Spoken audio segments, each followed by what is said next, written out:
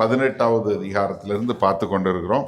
இப்போ இந்த செஷன் நம்ம என்ன பார்க்குறோன்னா, நம்ம எப்படி ஒருவரை ஒருவர் பராமரிக்கிறது, ஒருவரை ஒருவர் நாம் எந்த மாதிரி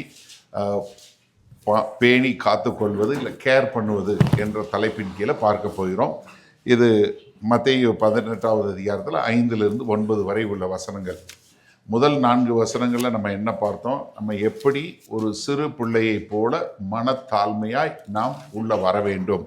தேவனுடைய ராஜ்யத்தில் சபைக்குள்ளே நம்ம வரும்போது நம்மளை ரட்சிப்பதற்கு எதுவுமே இல்லை என்று சொல்லக்கூடிய ஒரு மனத்தாழ்மையோடு எப்படி வர வேண்டும் என்பதை குறித்து பார்த்தோம்.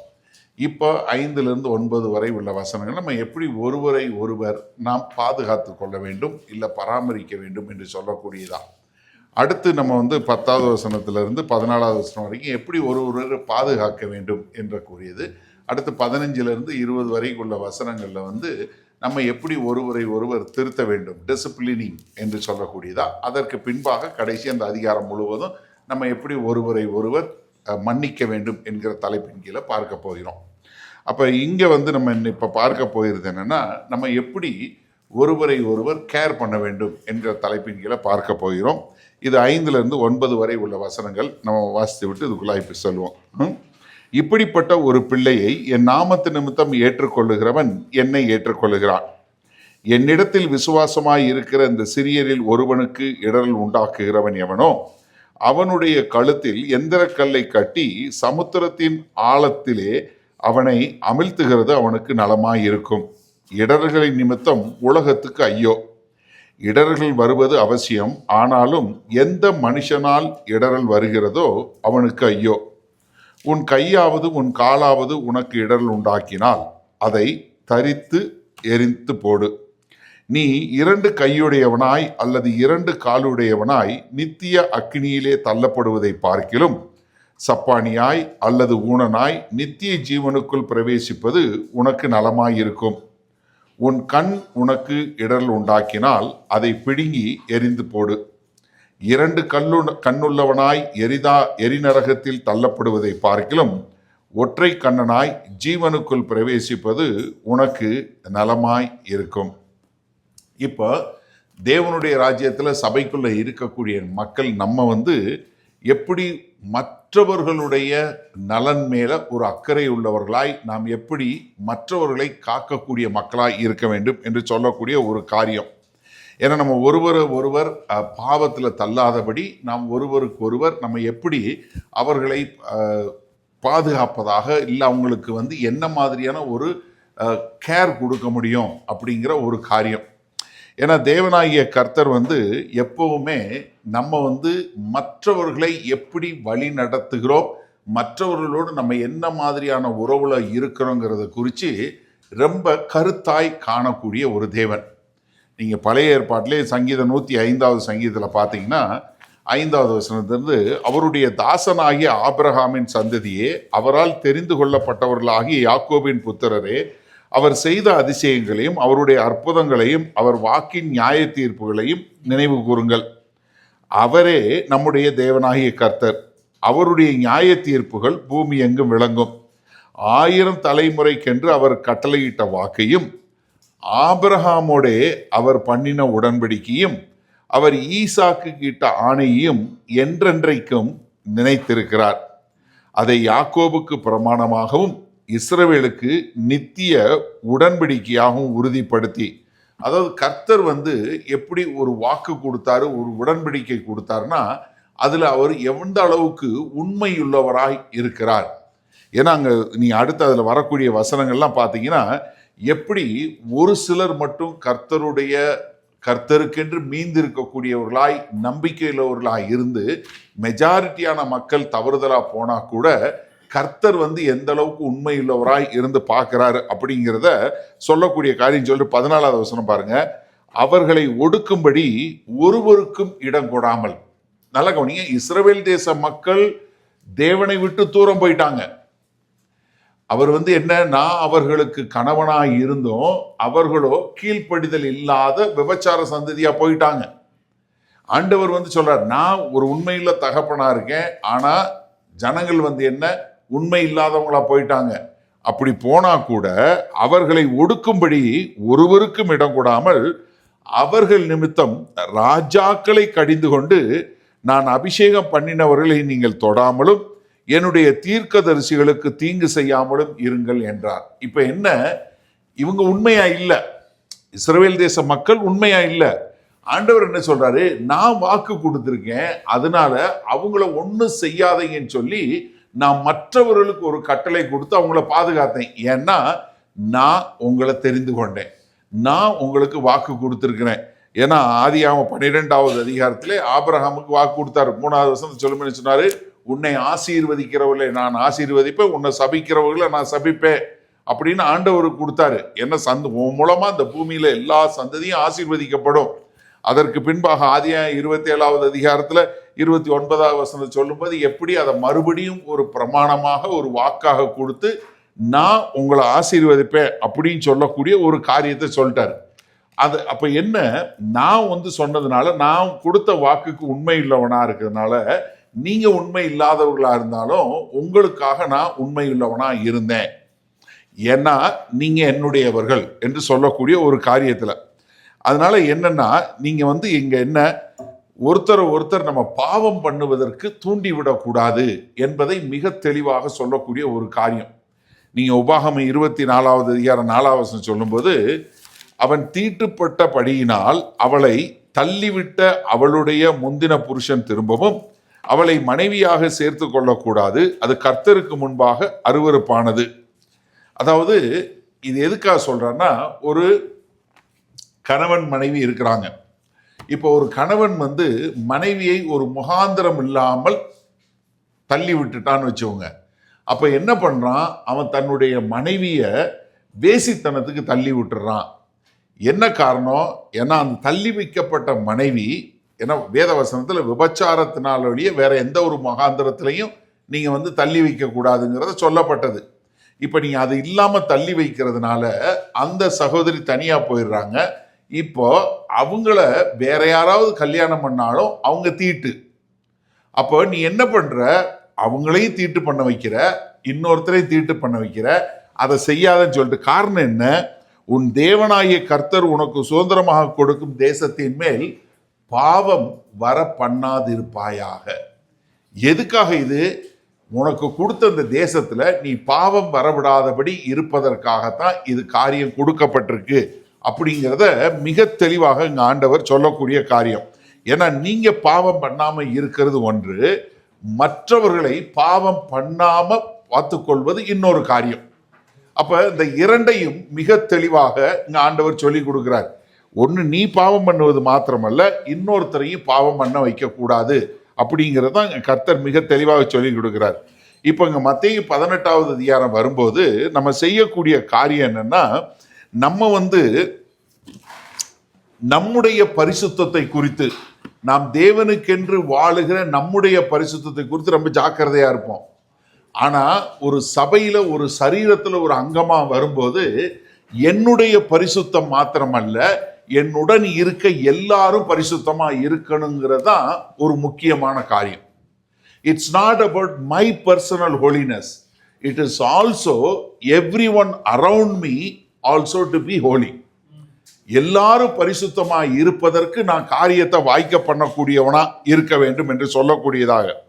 இப்ப இங்க இதுல சொல்லும் போது ஆண்டவருங்க என்ன சொல்றாரு, இப்ப மிக தெளிவாக, இப்ப நம்ம நம்முடைய வாழ்க்கையில ஒரு பொல்லாப்பு, ஒரு பாவம், ஒரு மீறுதல், ஒரு அக்கிரமம் இல்லாம பார்த்து கொள்வது மாத்திரமல்ல, மற்றவர்கள் வாழ்க்கையில அது வராதபடிக்கு நம்ம பார்க்கக்கூடிய மக்களா இருக்கணும்.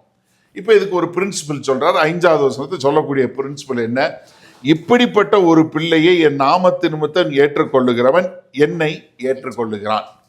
அப்போ ஒரு கிறிஸ்தவனை நீங்கள் ஏற்றுக்கொள்ளும் போது நீங்க என்ன பண்றீங்க, கிறிஸ்துவை ஏற்றுக்கொள்றீங்க. அதாவது ஒரு கிறிஸ்தவனையும் கிறிஸ்துவை பிரிக்க முடியாது. ஹலோ, நீங்க நல்லா தெரிஞ்சுக்கொள்ளுங்க, ஒரு கிறிஸ்தவனையும் கிறிஸ்துவையும் பிரிக்கவே முடியாது.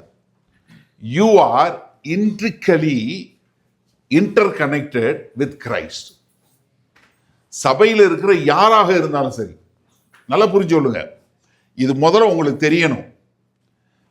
சபையில ஒருத்தர் ஸ்ட்ரகிள் பண்ற ஒருத்தர் இருப்பாரு, ஒரு பாவத்துல இது பண்றவர் இருப்பாரு. யாராக இருந்தாலும், ஏன்னா நம்ம எல்லாருமே பரிசுத்த பாதையில போய் கொண்டு இருக்கிறோம். நம்ம யாரும் பூரணப்பட்டவர்கள் இல்ல. Nobody is perfect. நல்லா தெரிஞ்சு கொள்ளுங்க. ஆனா நம்ம எல்லாரும் என்ன, நான் பரிசுத்தமாய் தேவனுக்கென்று வாழ வேண்டும் என்கிற அந்த பரிசுத்த பாதையில போய் கொண்டு இருக்கிறோம். அப்போ நான் ஒரு 10 அடி போயிருக்கலாம், இன்னொருத்தர் 15 அடி போயிருக்கலாம். இப்போ ஒருத்தர் ஒரு அடியில இருக்கலாம். நான் திரும்பி பார்க்க கூடாது. இவரை திரும்பி பார்த்து என்னடா நீ அப்படின்னு இருக்க கூடாது. மற்றவங்கள பார்த்து ஐயோ என்ன நம்ம வாழ்க்கை என்ன அப்படி போகக்கூடாது. நான் கிறிஸ்துவை பார்த்து நான் போய் கொண்டே இருக்கணும். ஏன்னா என்னையும் கிறிஸ்துவையும் பிரிக்க முடியாது. அதே மாதிரி இங்க சபையில் இருக்கிற யாரையும் கிறிஸ்துகிட்ட இருந்து பிரிக்க முடியாது.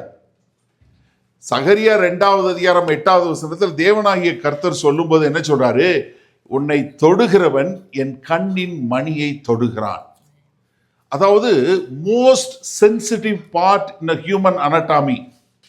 உங்க இதுல நம்ம எல்லாருக்குமே ஒரு சரீரத்துல ரொம்ப ஒரு சென்சிட்டிவ் பார்ட் என்னன்னா உங்களுடைய கண்ணு. குத்தி பாருங்க உங்க கண்ணு, முடியாது. யூ கான். ஏன்னா கர்த்தர் அப்படிப்பட்ட ஒரு படைப்பு. அப்ப சொல்றாரு, என்ன சொல்றாரு, உன்னைய தொடரவன் ஏன் கண்ணின் மணியை தொடறான். ஆப்பிள் ஆஃப் த ஐங்கிறது அவ்வளோ ஒரு முக்கியமான ஒரு காரியம். விஞ்ஞானம் எவ்வளவோ வளர்ந்துருச்சுங்க. இந்த எவ்வளவோ பண்ணிட்டோம்.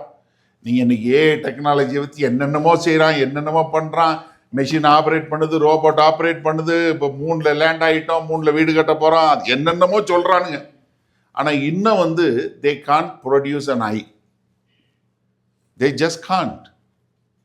It is so wonderful. அதில் சொல்ற ஆண்டவர் சொல்றாரு, என்னைய தொடுறவன் உன் கண்ணை தொடுறான். அப்படி என்ன கண்ணை அப்ப என்னன்னா நம்ம இப்ப நீங்க ஒரு கிறிஸ்தவனா மாறின உடனே you have not come into a religion, you have not come into a system, you have not come into some organization, you are connected with Christ. நீங்க சபைக்குள்ள வந்தா நீங்க சபையில ஒரு அங்கமா வரல, நீங்க ஒரு மெம்பரா வரல. நீங்க யாரு, கிறிஸ்துவோடு இணைக்கப்பட்டவர்களாய். அதனாலதான் உங்களுக்கு பேர் என்ன, கிறிஸ்தவர்கள். கிறிஸ்துவை உடையவன், கிறிஸ்தவன், கிறிஸ்தவள், கிறிஸ்துவை உடையவன். உங்களையும் கிறிஸ்துவை பிரிக்க முடியாது. அப்போ இந்த சபையில இருக்கிற எல்லாருமே கிறிஸ்துவோடு இணைக்கப்பட்டவர்கள். இதை நம்ம தெளிவா புரிஞ்சு கொள்ளணும். அப்ப என்ன, ஒரு கிறிஸ்தவன் வரும்போது, சபைன்னு வரும்போது நம்ம எல்லாரும் கிறிஸ்துவுக்கு சொந்தமானவர்கள், கிறிஸ்துவோடு இணைக்கப்பட்டவர்கள். அதனாலதான் இங்க சொல்லும்போது மத்தேயு 10வது அதிகாரம் 40வது வசனம் சொல்லும்போது என்ன சொல்றாரு, உங்களை ஏற்றுக்கொள்ளுகிறவன் என்னை ஏற்றுக்கொள்ளுகிறான், என்னை ஏற்றுக்கொள்ளுகிறவன் என்னை அனுப்பினவரை ஏற்றுக்கொள்ளுகிறான். எப்படி நீங்க யாரை ஏற்றுக்கொள்றீங்கன்னா, அதை ஒரு கிறிஸ்தவனை ஏற்றுக்கொள்ளும் போது யாரை ஏற்றுக்கொள்றீங்க, கிறிஸ்துவை ஏற்றுக்கொள்றீங்க. நீங்க லூக்கா 10:16 சொல்றாரு, சீஷரை நோக்கி உங்களுக்கு செவி கொடுக்கிறவன் எனக்கு செவி கொடுக்கிறான், உங்களை அசட்டை பண்ணுகிறவன் என்னை அசட்டை பண்ணுகிறான். எப்படி நீங்க ஒரு ஃபெல்லோ, ஒரு கூட இருக்கிற ஒரு சகோதரன் சகோதரிக்கு நீங்க செவி கொடுக்கும்போது யாருக்கு செவி கொடுக்குறீங்க, கிறிஸ்துவுக்கு செவி கொடுக்குறீங்க. ஒருத்தரை ஏற்றுக்கொள்ளும் போது எப்படி ஏற்றுக்கொள்றீங்க, கிறிஸ்துவை ஏற்றுக்கொள்றீங்க. ஒருத்தரை அசட்டை பண்ணும்போது யாரை அசட்டை பண்றீங்க, கிறிஸ்துவை அசட்டை பண்றீங்க. அப்ப சபையில வரும்போது நம்ம ஒரு சரீரத்துல இணைக்கப்பட்டிருக்கிறோம். ஒவ்வொருத்தரும் கிறிஸ்துவை உடையவர்கள், கிறிஸ்துவிலிருந்து பிரிக்க முடியாது. அப்ப நம்ம எல்லாருமே என்ன, அவரை ஏற்றுக்கொள்ளக்கூடிய மக்களாய். யோவான் 13:20 சொல்லும் என்ன சொல்றாரு, நான் அனுப்புகிறவனை ஏற்றுக்கொள்ளுகிறவன் என்னை ஏற்றுக்கொள்ளுகிறான், என்னை ஏற்றுக்கொள்ளுகிறவன் என்னை அனுப்பினவரை ஏற்றுக்கொள்ளுகிறான் என்று மெய்யாகவே மெய்யாகவே உங்களுக்கு நான் சொல்லுகிறேன். யோவான் 14:20 சொல்லும், நான் என் பிதாவிலும் நீங்கள் என்னிலும் நான் உங்களிலும் இருக்கிறதை அந்நாளிலே நீங்கள் அறிவீர்கள். அப்ப என்ன, நம்ம எல்லாருமே கிறிஸ்துவோடு இணைக்கப்பட்டிருக்கோம். நம்ம எல்லாரும் கிறிஸ்தவர்கள். இதுல எந்த விதமான மாறுபாடான கருத்தும் கிடையாது. இதை நல்லா புரிஞ்சு கொள்வதற்கு அப்போஸ்தலர் 9வது அதிகாரத்துல தமஸ்குக்கு போயிட்டு இருக்காரு அப்போஸ்தலனாகிய பவுல். எதுக்கு, பிரதான ஆசாரியர் கடிதம் வாங்கி அங்க இருக்கிற தமஸ்குல உள்ள கிறிஸ்தவர்களை துன்பப்படுத்த போய் கொண்டிருக்கிறார். அவங்கள அடிச்சு காவல்ல போறதுக்கு எல்லாம் பண்றதுக்கு. இப்ப கிறிஸ்துவ சந்திக்கிறார். 4வது வசனத்துல அப்போஸ்தலர் 9வது 4வது வசனத்துல அங்க இயேசு கிறிஸ்து தாயி சவுலே சவுலே ஏன் நீ கிறிஸ்தவர்களை நிந்திக்கிறாய்ன்னு கேட்கல. அடிக்க போறது கிறிஸ்தவர்களை, அவர் துன்பப்படுத்துறது கிறிஸ்தவங்களை. ஆண்டவர் என்ன கேட்கிறாரு? சவுலே சவுலே ஏன் என்னை நிந்திக்கிறாய்? அப்போ ஒரு நம்ம சபையில இருக்கிற ஒவ்வொருத்தரும் கிறிஸ்தவர்கள், கிறிஸ்துவை உடையவர்கள். அப்படி நீங்க பார்த்தீங்கன்னா தான் உங்களுக்கு அவங்க மேல உள்ள ஒரு கரிசனம் உண்டாகும். அது உங்க குடும்பமா இருக்கட்டும், உங்க மனைவியா இருக்கட்டும், உங்க கணவனா இருக்கட்டும், உங்க பிள்ளையா இருக்கட்டும், இல்ல நேத்து தான் முதல்ல வந்து கர்த்தராய் இயேசு கிறிஸ்துவை ஏற்றுக்கொண்டு சபையில வந்த யாரா இருக்கட்டும், அவங்களும் கிறிஸ்துவை உடையவர்கள். அப்போ நான் அவங்கள எப்படி ஏற்றுக்கொள்கிறேன், அவங்கள நான் எப்படி பார்க்குறேன், நான் அவங்களுக்கு எப்படி செவி கொடுக்குறேன், ரொம்ப முக்கியம். ஏன்னா இங்கே சொல்லும்போது 1 யோவான் 2:24 சொல்லும்போது, ஆதி முதல் நீங்கள் கேள்விப்பட்டது உங்களில் நிலைத்திருக்க கடவுது, ஆதி முதல் நீங்கள் கேள்விப்பட்டது உங்களில் நிலைத்திருந்தால் நீங்களும் குமாரனிலும் பிதாவிலும் நிலைத்திருப்பீர்கள். அதே மாதிரி 1 யோவான் 3:24 சொல்லும் பாருங்க, அவருடைய கட்டளைகளை கை கொள்ளுகிறவன் அவரில் நிலைத்திருக்கிறான், அவரும் அவனில் நிலைத்திருக்கிறார், அவர் நம்மில் நிலைத்திருக்கிறதை அவர் நமக்கு தந்துள்ள ஆவியினாலே அறிந்திருக்கிறோம். நீங்க கிறிஸ்து, பிதாவாகிய தேவன், ஆவியானவர், இந்த திரியேக தேவனோடு நீங்கள் இணைக்கப்பட்டிருக்கிறீங்க, நீங்க ஒன்றாக இருக்கிறீர்கள் என்று சொல்லக்கூடிய காரியத்தை மிக தெளிவாக சொல்றாரு. நம்முடைய ஐக்கியம் நீங்க 1 யோவான் முழுக்க பார்த்தீங்கன்னா, எப்படி நீங்கள் பிதாவாகிய தேவனோடும் குமாரனோடும் பரிசுத்த ஆவியானவரோடும் ஐக்கியத்தில் இருக்கிறீங்க, எப்படி ஒருவரோடு ஒரு ஐக்கியத்தில் இருக்க வேண்டும், அந்த ஐக்கியத்திற்கு பாவம் எப்படி ஒரு தடையாய் வரக்கூடாதுங்கிறது தான் திரும்ப இந்த 1 யோவான் முழுவதும் எழுதியிருப்பாரு. நீங்க 4வது அதிகாரத்தில் 13வது சொல்லும்போது, அவர் தம்முடைய ஆவியில் நமக்கு தந்தருளினாலே நாம் அவரிலும் அவர் நம்மிலும் நிலைத்திருக்கிறதை அறிந்திருக்கிறோம். அப்போ பிதா, குமாரன், பரிசுத்த ஆவி ஆகிய தேவன் நமக்குள்ள நிலைத்திருக்கிறார். அதனாலதான் சொல்லும்போது, நான் திராட்சை செடி, நீங்கள் கொடி. கிறிஸ்து அஸ்திவாரம், நம்ம அதுல கட்டப்பட்ட கட்டிடம். கிறிஸ்து தலை, நம்ம சரீரம். அப்போ என்னன்னா, நம்ம முழுக்க இது முழுவதுமாக சொல்லப்படுவது, கர்த்தர் வந்து என்ன, அவர் நம்முடைய மணவாள, நம்ம அவருடைய மணவாட்டி. அப்ப நீங்க பாருங்க, நம்ம இது என்னன்னா, நமக்கு இது வந்து நம்ம சந்தோஷமா எடுத்துக்கிறோம். எப்படி? நான் கிறிஸ்தவன், நான் கிறிஸ்துவோட பிள்ளை, பரிசுத்த ஆவியானவர் எனக்குள்ள இருக்கிறாரு, அதெல்லாம் நம்ம எடுத்துக்கிறோம். அதே மாதிரி மற்றவர்களை ஏற்றுக்கொள்றோமா? நமக்கு சந்தோஷம் என்ன, நான் அப்பா ஆவியானவர் எனக்குள்ள இருக்காருப்பா, நான் பரிசுத்தவான்ப்பா, கர்த்தர் எனக்குள்ள இருக்கிறாரு, நான் வந்து என்னை யாரும் ஒண்ணு, நான் அப்படி இருக்கிறேன் அப்படின்னு நம்ம ஏற்றுக்கொள்வோம். அதே மாதிரி இருக்கிற எல்லாரையும் நம்ம பார்க்கிறோமா? எல்லாரையும், சபையில் இருக்கிற எல்லாரையும்.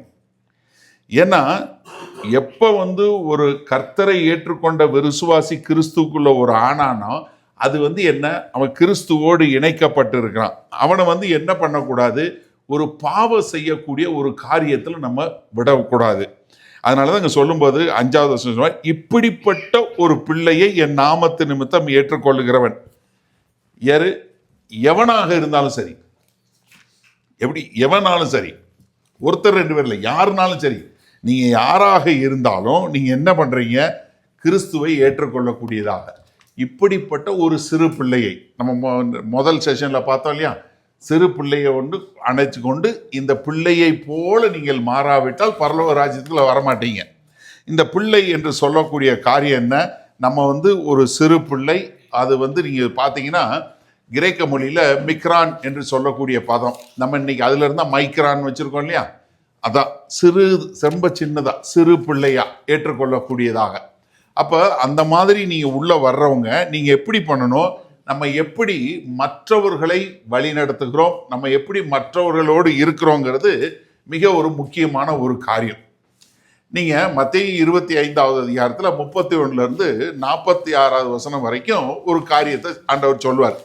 உங்களுக்கு எல்லாருக்கும் தெரிஞ்ச காரியம், நம்ம அதை வாசிக்கணும்னு அவசியம் இல்லை. அங்க சொல்லும்போது என்ன, ராஜா தன்னுடைய வலது புறத்தில் இருக்கிறவங்க பார்ப்பாரு, இடதுபுறத்தில் இருக்கார் பார்ப்பாரு. வலதுபுறத்தில் இருக்கவங்களை பார்த்து, என் நாமத்தினால நீங்கள் வந்து என்னை வந்து காவலில் வந்து விசாரிச்சிங்க, என்னை வந்து ஆஸ்பத்திரியில் வந்து விசாரிச்சிங்க, நான் துணி இல்லாமல் இருந்தேன், எனக்கு துணி கொடுத்தீங்க, எனக்கு வந்து சாப்பாடு இல்லாமல் இருந்தேன், சாப்பாடு கொடுத்தீங்க, நான் தாகமாக இருந்தேன், தண்ணீர் கொடுத்தீங்க. அப்போ அவர் கேட்பாரு, நாங்கள் எப்போ ஆண்டவரே உங்களை பார்த்தோம்? இந்த சிறியரில் ஒருவனுக்கு நீங்கள் செய்தால் அதை யாருக்கு செஞ்சீங்க? எனக்கே செஞ்சீங்க. அடுத்து இடது பக்கத்தில் இருக்கவங்கள பார்த்து கேட்பார், ஏப்பா நான் காவலில் இருந்து நீங்கள் வந்து விசாரிக்கலை, நான் சுகவீனமாக இருந்தேன் நீங்கள் வந்து என்னை பார்க்கல, நான் பசியாக இருந்தேன் எனக்கு சாப்பாடு கொடுக்கல, தாகமாக இருந்தேன் தண்ணீர் கொடுக்கல, நான் நிர்வாணமாக இருந்தேன் எனக்கு சட்டை கொடுக்கல, நாங்கள் எப்போ ஆண்டவரை உங்களை பார்த்தோம்? நாங்கள் எப்படி அப்படி விட்டோம்? என்ன, இந்த சிறியரில் ஒருவனுக்கு, என் நாமத்து நிமித்தம் ஏற்றுக்கொண்ட ஒரு சிறியவனுக்கு நீங்கள் செய்யலைன்னா எனக்கே செய்யலை.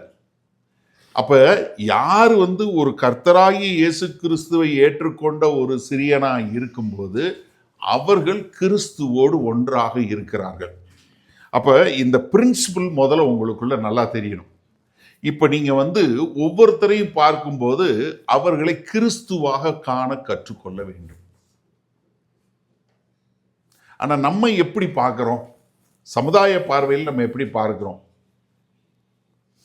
இப்போ நிறைய நேரங்களில் வந்து எனக்கு ஒரு பெரிய வருத்தம் என்னென்னா, கிறிஸ்தவத்தில் நம்ம பார்க்கும்போது நம்முடைய வந்து நம்ம எப்படி அடையாளம் காணப்படுறோம்னா, நிறைய நேரத்தில் நம்முடைய வரங்களினால் காணப்படுகிறமே ஒழிய நம்முடைய கனிகள்னால இல்லை. அவர் பெரிய தீர்க்கதரிசி, அவர் பெரிய ஊழியக்காரர், அவர் டாக்டர், அவர் இன்ஜினியர், அவர் போலீஸு, அது இல்லை. எனக்கு அருமையானவர்கள், நீங்கள் நல்லா புரிஞ்சுக்கொள்ளுங்க, அவங்க கிறிஸ்தவர்கள், கிறிஸ்துவை உடையவர்கள் என்று சொல்லக்கூடிய ஒரு காரியம் இருக்கணும்.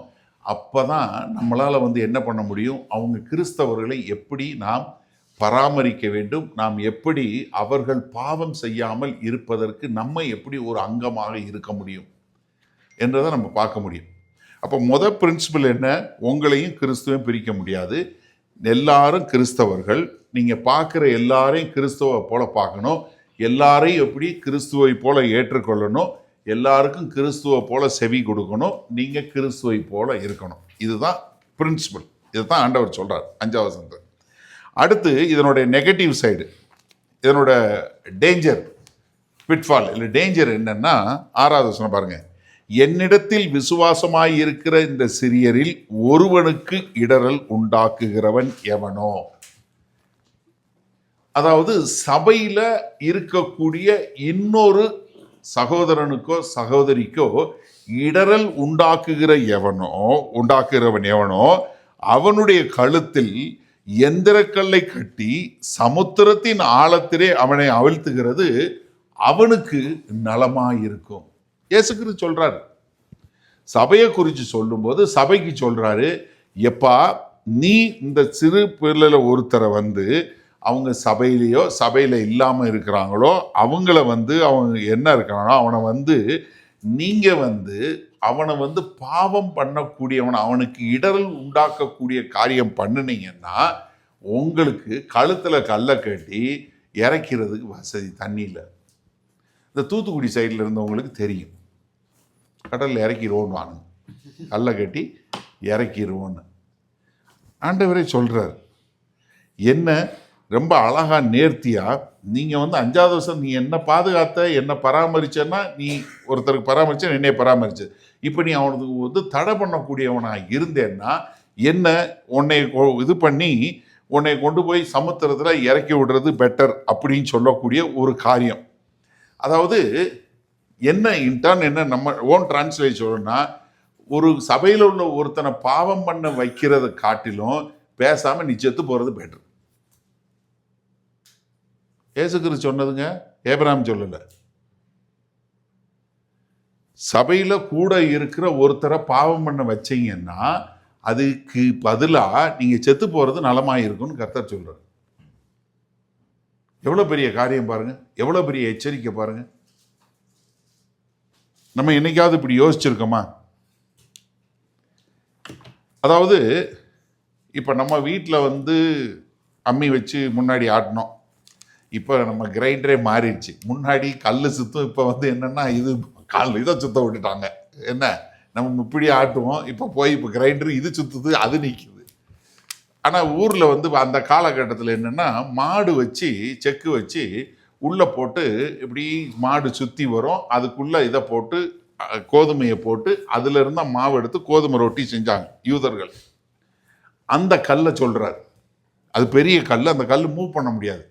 2 மாடு கட்டி அதில் தான் மூவ் பண்ணணும். அந்த கல்லை கட்டி சமுத்திரத்தில் இறக்குறது. யூதர்கள் சமுத்திரத்தில் இறக்க மாட்டாங்க. யூதர்கள் கல்லால் தான் எரிவாங்க. கல்லை கட்டி சமுத்திரத்தில் இருந்து ஒருத்தனை சாகடிக்கிறது ரோமர்கள் செய்கிறது. இப்போ இயேசு கிறிஸ்து அதை எடுத்து சொல்கிறாரு. எப்பா யூதர்கள் கல்லெறிஞ்சு கொள்ளுவீங்க?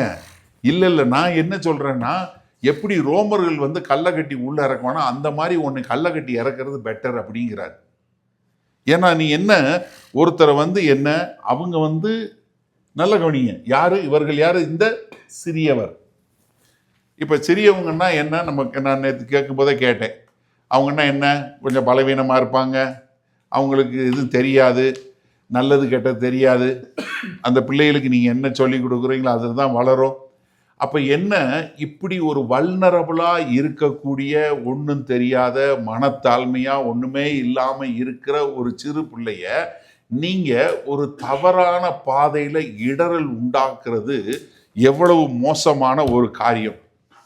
ஏன்னா அந்த சிறு பிள்ளைக்கு என்ன வேணும், ஒரு நல்ல பாதுகாப்பு வேணும், ஒரு பராமரிப்பு வேணும், ஒரு போஷிப்பு வேணும், அவங்கள நம்ம பாதுகாக்கக்கூடிய மக்களாக இருக்கணும். அது இல்லாமல் செய்யும்போது நீங்கள் என்ன பண்ணுறீங்க, அவங்கள ஒரு இடரல் பண்ணக்கூடிய ஒரு காரியம் என்ன பண்ணிடும், அவர்களை சமுத்திரத்தின் ஆழத்தில் கொண்டு போய் கொட்டுவதற்கு சரியாக போகும். அப்போ நீ இப்போ என்ன பண்ணணும், அவர்கள் பாவம் பண்ணாதபடி இப்போ உங்களுடைய வாழ்க்கையோ உங்களுடைய நடக்கையோ உங்களுடைய செய்கைகளோ உங்களுடைய பேச்சோ இந்த சபையில் இருக்கிற மற்றவர்கள் பாவம் பண்ணுவதற்கு ஒரு வாய்ப்பா போகவே கூடாது.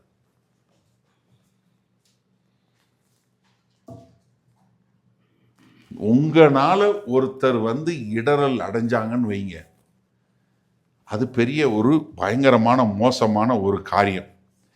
ஏன்னா அது பண்ணீங்கன்னா என்ன அர்த்தம், ஒரு கிறிஸ்தவனுடைய குணாதிசயத்தை மாற்றக்கூடியதாக இருக்குது.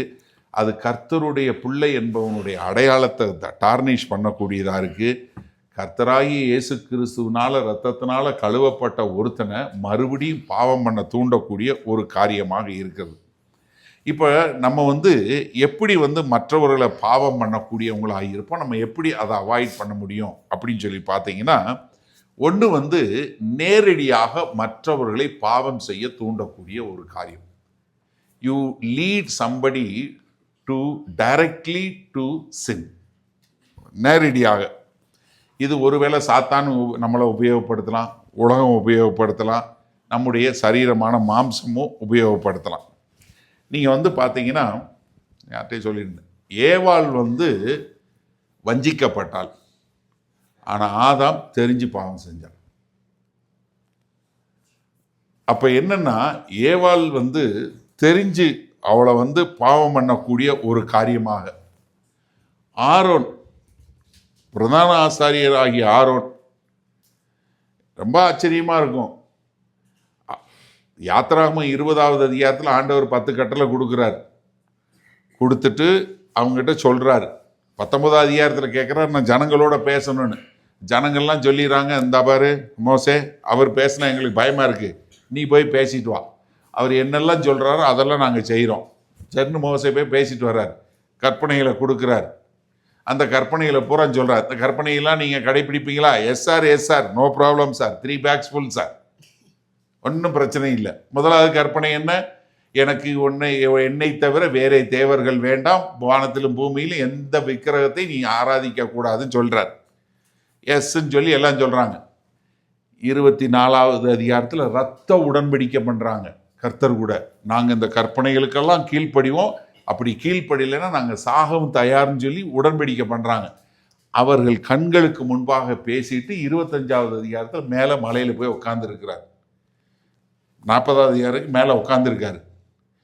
ஆனால் 32வது அதிகாரத்தில் என்ன பார்க்குறோம், அங்கே மேலே ஆண்டவரும் மோசையும் பேசிகிட்டு இருக்காங்க, கீழே ஒரே சத்தம், பண்டிகை நடக்குது, ஆராதனை நடக்குது, காணிக்கை நடக்குது, பலி செலுத்துகிறாங்க. அவங்க கர்த்தரும் மோசையும் பேசிட்டு இருக்கும்போது அவங்க இன்டரப்ட் பண்ணுற மாதிரி. என்ன அப்படின்னா, ஆரோன் கண்ணுக்குட்டி செஞ்சிட்டார், தங்கத்தில் கண்ணுக்குட்டி. என்ன, இவங்க எகிப்திலேருந்து திரும்பி வரும்போது எல்லாருக்கும் நகை கொடுத்தாங்கல்ல, அந்த நகைங்கெல்லாம் கொண்டு வாங்கன்னு சொல்லி அவர் என்கிரேவிங் டூல் பண்ணி ஒரு கண்ணுக்குட்டி செஞ்சு எல்லாரையும் நிர்வாணப்படுத்தி பாவம் பண்ண வச்சார் ஆரோன்.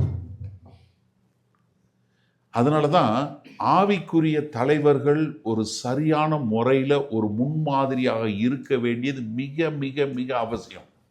ஆனால் இன்றைக்கு பெரிய வேதனையான விஷயம், துக்கமான விஷயம் என்னன்னா, இன்றைக்கு தலைவர்கள் என்று சொல்லுகிறவர்கள் வாழ்க்கையும் அவங்க நடக்கிற நடையும் எவ்வளவு கேவலமா இருக்கு,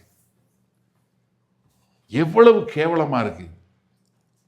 தன் கல்யாணம் பண்ண மனைவியை தள்ளி வச்சுட்டு இன்னொருத்தைய கூட்டு வச்சு அவளை வச்சு ஆராதனை நடத்தினா அதுக்கு கூட்டம் போகுது. என்ன ஒரு வேதனை யோசிச்சு பாருங்க. சொல்ல முடியாத நம்மளால வெளியரங்கமா சொல்ல முடியாத அவ்வளவு அக்கிரமமான காரியங்களை ஆவிக்குரிய தலைவர்கள் செய்து கொண்டு, அவங்க தலைவர்கள் சொல்லிட்டு அந்த காரியத்தை செஞ்சுட்டு இருக்கிறாங்க. நீங்க ஜெரபோமை பத்தி வாழ்க்கையில படிச்சு பாருங்க.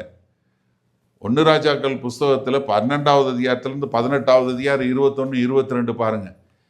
ஜெரபோம் திரும்ப திரும்ப நீங்க 1 ராஜாக்கள் 2 ராஜாக்கள் புஸ்தகம் முழுவதும் ஒவ்வொரு காரியத்தையும் செய்யும்போது அவன் தன் தகப்பன் ஜெரபாம் செய்தது போலே அவன் விக்கிரகங்களுக்கு ஆராதனை செய்தான். திரும்ப திரும்ப கர்த்தர் எழுதி வச்சிருப்பார், திரும்ப திரும்ப கர்த்தர் எழுதி வச்சிருப்பார்.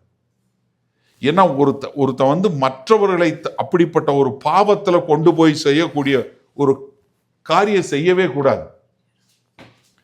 மலைப்பிரசங்கம் மத்தேயு 5வது அதிகாரத்தில் 32வது வசனம் சொல்லும்போது, நான் உங்களுக்கு சொல்லுகிறேன், வேசித்தன முகாந்திரத்தினால் ஒழிய தன் மனைவியை தள்ளிவிடுகிறவன் அவளை விபச்சாரம் செய்ய பண்ணுகிறவனாய் இருப்பான். அப்படி தள்ளிவிடப்பட்டவளை விவாகம் பண்ணுகிறவனும் விபச்சாரம் செய்கிறவனுமாய் இருப்பான் என்று சொல்லக்கூடிய ஒரு காரியத்தை சொல்லி என்ன ஆண்டவர் என்ன சொல்றாரு, நான் உபாகமத்தில் வாசிச்சது போல என்ன பண்ற, நீ விபச்சாரம் பண்ணுவது மாத்திரமல்ல மற்றவர்களை விபச்சாரம் பண்ணுகிறவர்களாய் மாற்றுகிறாய்.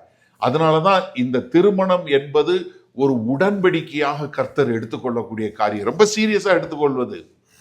ஆனா இன்றைக்கு அதனுடைய தாக்கத்தையும் அதனுடைய உண்மையான காரியத்தையும் அறிந்து கொள்ளாதனால நிறைய பேர் தங்களை கிறிஸ்தவர்கள் என்று சொல்றவங்க அதனுடைய அடிப்படை தெரியாம போயிடுறாங்க. எவ்வளவு ஒரு சீரியஸ் கான்சிக்வன்சஸ் தெரிய இல்லாத போகக்கூடியது. நீங்க பாருங்க, வெளிப்படுத்தின விசேஷம் 2வது அதிகாரம் 14வது வசனம் பாருங்க. ஆகிலும் சில காரியங்களை குறித்து உன் பேரில் எனக்கு குறை உண்டு. விக்கிரகங்களுக்கு படைத்தவைகளை புசிப்பதற்கும் வேசித்தனம் பண்ணுவதற்கும் ஏதுவான இடரலை இஸ்ரவேல் புத்திரர் முன்பாக போடும்படி பாலாக் என்பவனுக்கு போதனை செய்த பிலேயாமுடைய போதகத்தை கை கொள்ளுகிறவர்கள் உன்னிடத்தில் உண்டு. பாலம் பிலேயாம் என்று சொல்லக்கூடியது, நாங்கள் இந்த யூதா புஸ்தகம், யூதா ஒரே ஒரு அதிகாரம் தான், 25 வசனம் தான். அதுக்கு 125 பக்கத்தில் ஒரு புஸ்தகமே போட்டிருக்கும். 11 வசனத்துக்கு கிட்டத்தட்ட ஒரு 16 மணி நேரம் பிரசங்கம் பண்ணியிருக்கேன் நான். பிலேயாம் என்ன தெரியுமா செஞ்சான்?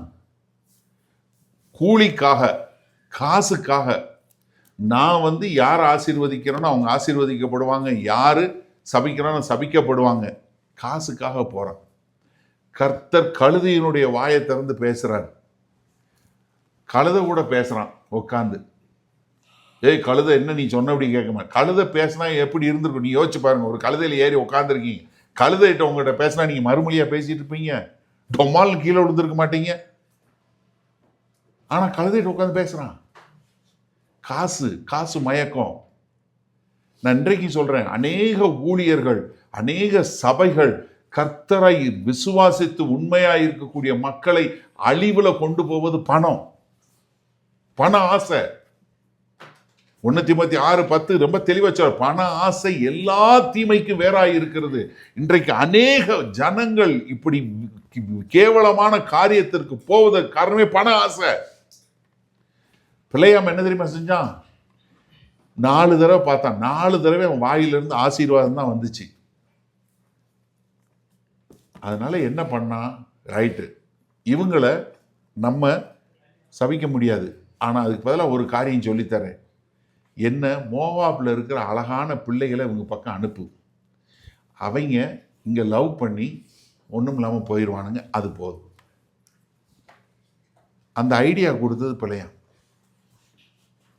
நீங்கள் என்ன 31வது அதிகாரத்தில் நீங்கள் பார்க்க முடியும், 16வது வசனத்தில் ரொம்ப அழகாக சொல்ல என்ன, பிழையாம் இப்படிப்பட்ட ஒரு போதகத்தை சொல்லி அவர்களை அழிவின் பாதைக்கு அனுப்புனது. அதனால தான் இங்கே சொல்லுவது மாத்திரமில்ல, பேதுரு தன் நிருபத்தில் எழுதும்போது 2 பேதுரு 2வது அதிகாரம் 15வது வசனமாக இருக்கட்டும், இல்லை யூதா நிருபத்தில் 11வது வசனமாக இருக்கட்டும், பிழையாமை குறித்து எழுதக்கூடிய அநீதத்தின் கூலிக்காக மோசம் போன பிழையாமின் போதனையை பின்பற்றுகிற இன்னைக்கு அநேகர் உண்டு.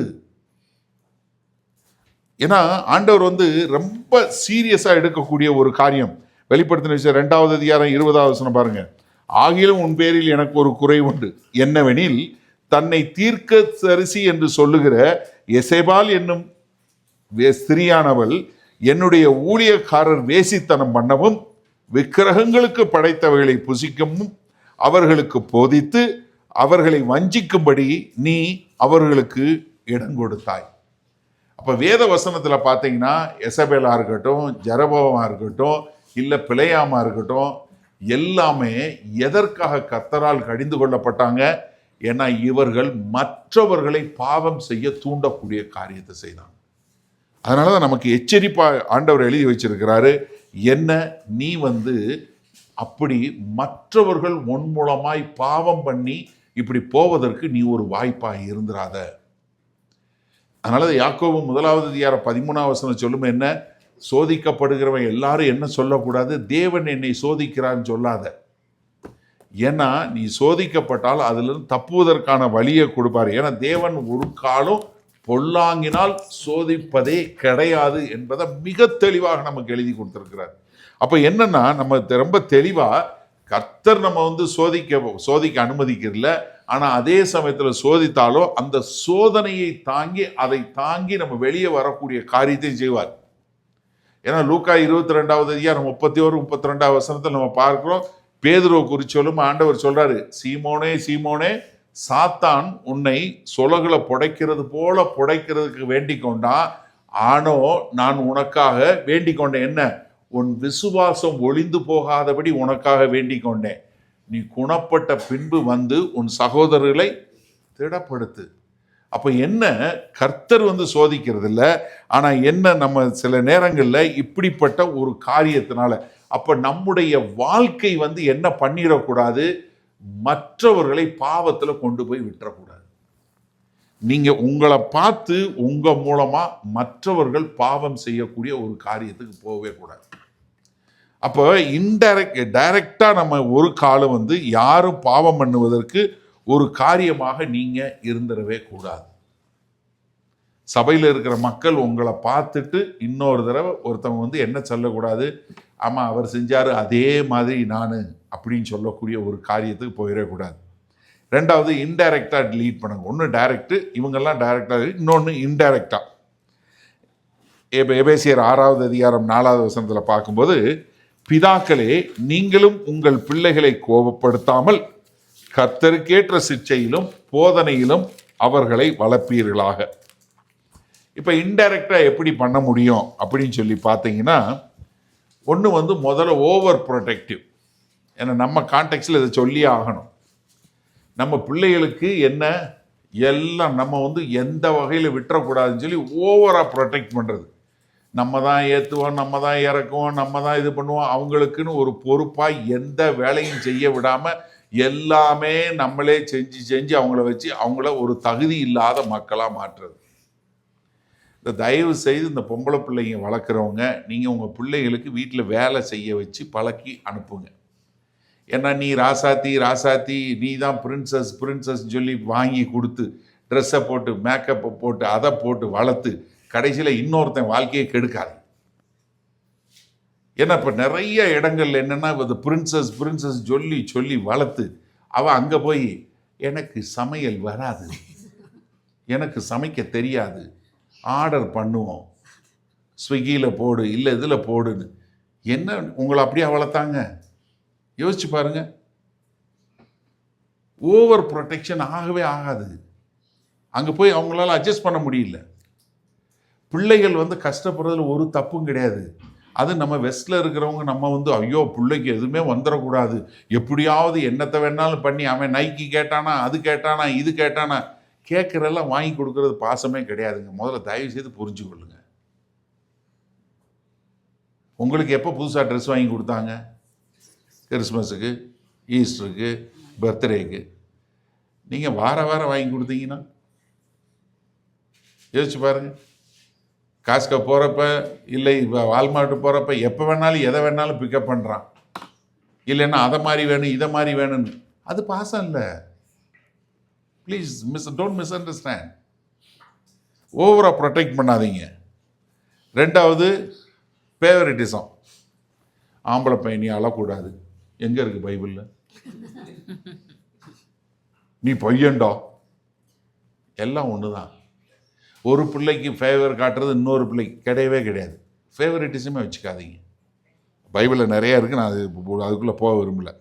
இன்னொன்று வந்து என்னென்னா, ரொம்ப ஓவர் ஆம்பிஷியஸ். இப்போ நிறைய பேருக்கு என்னென்னா, பிள்ளைங்க வந்து கீபோர்டு போடணும், கிட்டார் வாசிக்கணும், பாட்டு பாடணும், டான்ஸ் ஆடணும், தமிழ் கற்றுக்கணும், பயங்கரமான மார்க் எடுக்கணும், டாக்டருக்கு படிக்கணும். எப்பா வேறு எதுவுமே இல்லையா? இப்போ எல்லாமே உங்கள் பிள்ளை செஞ்சிச்சுன்னா அப்போ என்ன தான் ஆகுறது? யோசிச்சு பாரு. ஒரே பயங்கர ஆம்பிஷன். நீ அதை பண்ணு, இதை பண்ணு, அதை பண்ணு, இதை பண்ணு, எல்லாத்தையும் செய்யணும். யோசிச்சு பாருங்க. இப்போ நிறைய வெஸ்டில் நிறைய சபைகளில் வந்து பிரச்சனை வர்றது காரணம் என்ன தெரியுமா? அந்த பிள்ளை கீபோர்டு போடுது, என் பிள்ளையை விட மாட்டேங்கிறாங்க. எத்தனை பேரை கீபோர்டு போட முடியும்? ஒரு கீபோர்டு தானே போட முடியும். ஐயோ ஏன் கேட்குறீங்க? எல்லாருக்கும் நான் வந்து இந்த இதில் கிரேட் 3 பாஸ் பண்ணிட்டேன், கிரேட் 5 பாஸ் பண்ணிட்டேன், கிரேட் 7 பாஸ் பண்ணிட்டேன். சரி, அதுக்கு என்ன? எல்லாரும் வந்து கீபோர்டு, எல்லாருக்கும் பாட்டு கற்றுக்கணும், எல்லாரும் டான்ஸ் ஆடணும், பரதநாட்டியம் கற்றுக்கணும், அது கற்றுக்கணும். என்னங்க சொல்லுங்கள், நீங்கள் சொல்லுங்கள், நீங்கள் என்ன கற்றுக்கிட்டீங்க பாருங்க, சொல்லுங்கள். உங்களுக்கு ஒன்றுமே வராது, ஆனால் உங்கள் பிள்ளை எல்லாம் செய்யணும். எதுக்கு? ஓவர் ஆம்பிஷியஸ் வேண்டாம், அது உடம்புக்கு ஆகாது. உங்களுக்கும் பிரச்சனை. பாதி பேர் கும்மோன் கிளாஸு, இந்த கிளாஸு, அந்த கிளாஸு, எத்தனை கிளாஸு. ஏதாவது ஒன்றில் பண்ணட்டும். ஓவர் ஆம்பிஷியஸ் பண்ணி அவங்கள இதில் கொண்டு விடாதீங்க. இன்னொன்று, வித்தவுட் சாக்ரிஃபைஸ். விளைக்கரையும் கொடுக்காமல் வரவே வராது. நீங்கள் சின்ன பிள்ளையிலேருந்தே நீங்கள் வந்து உங்கள் பிள்ளைகளுக்கு சொல்லி வளர்க்கணும். God has given you. What are you willing to sacrifice? எங்கள் சர்ச்சில் ஒரு பொண்ணு இருக்கா. உங்களுக்கு தெரியும், கோமதியோட பொண்ணு. அவளுக்கு வந்து ஒரு 6 வயசு தான். அவள் வந்து ஒரு பிக்கி பேங்க் வாங்கி வச்சு காசு அப்பப்போ கிடைக்கிற காசை போட்டு வச்சு, அவள் பர்த்டேக்கு நான் பிரசங்கம் அவள் வீட்டுக்கு போயிருந்தேன், கொண்டு வந்து மிஷினரி ஊழியத்துக்கு கொடுத்தா. நான் அதை எடுத்துகிட்டு போய் எங்கள் சர்ச்சில் காட்டி எங்கள் பிள்ளைகளுக்கு காட்டினேன். இப்போ எங்கள் சர்ச்சில் இருக்க எல்லா பிள்ளைகளும் வந்து பிக்கி பேங்க் போட்டு, that's a sacrifice they do. I want to give it for mission. You need to cultivate that habit. நாங்கள் காணிக்கை எடுக்கிறது கிடையாது. பின்னாடி பைபிள் பேக் வச்சுருக்கோம், காணிக்கை பை. ஆனால் பிள்ளைகளுக்கு பூரா நான் சொல்லி கொடுத்து, பெற்றோர்கிட்ட கொடுத்து, நீ கர்த்தரை பார்க்க வரும்போது எம்டி ஹேண்டாக வராது. I teach the children. The children, they have to collect offering, they will come and they will put it in offering bag. Cultivate பண்ணுங்க. You need to sacrifice. உங்ககிட்ட இருக்குது, இல்லாதவங்களுக்கு நீ என்ன கொடுத்த? உன்னை லஞ்ச் பேக் எடுத்து போன, உன் ஸ்கூலில் கூட இருக்கிறவன் லஞ்ச் பேக் எடுத்தால் நீ கொடுத்தியா? என்கரேஜ் பண்ணுங்க. ஏன்னா சாக்ரிஃபைஸே இல்லாத ஒரு சந்ததி வந்து கொண்டு இருக்குது. அது செய்யக்கூடாது. அடுத்து, you expect to the perfect. யோசிச்சு பாருங்கள். நீங்கள் உங்கள் பிள்ளை வருது, ஸ்கூல்லேருந்து வந்தவுடனே ஷூவை கழட்டி அப்படி ஓரமாக கரெக்டாக வச்சிருது, சாக்ஸ் எடுத்துக்கொண்டு போய் அங்கே போட்டுருது, பேக்கை கொண்டு போய் அதை இடத்துல வச்சிருது, வந்துட்டு உடனே கை கால் கழுவிட்டு வந்து டிஃபனை சாப்பிடுது, எடுத்து வந்து புஸ்தகத்தை எடுத்து ஹோம்ஒர்க் படிக்குது, எல்லாம் பண்ணுது. அதுக்கப்புறம் அதாக போய் படுத்து தூங்கிடுது. அதுக்கப்புறம் காலையில் எந்திரிச்சு அதே அலாம் வச்சு எந்திரிச்சு குளித்து ரெடியாகி அதே ட்ரெஸ் மாற்றிட்டு அதே ஸ்கூலுக்கு போயிடுது. இது நடக்கும்? அவன் சாக்ஸாக்காரே போட மாட்டேங்கிறான், அங்கே போட்டான். இதை என்ன, இதில் என்ன இருக்கு? இது என்ன வீடா, மியூசியமா? லெட் இட் பீங்க. ஹவுஸ் ஒரு சில நேரத்தில் அதுக்காக நான் வந்து டர்ட்டியாக வச்சுக்கோங்கன்னு சொல்லலை. Sometimes we have to live, we have to நம்ம எல்லாரும் சேர்ந்து சந்தோஷமா இருக்கிறது தான் வீடு. அது இப்போ டவலை வந்து அங்கே போடாததுனால என்ன ஆகிற போகுது?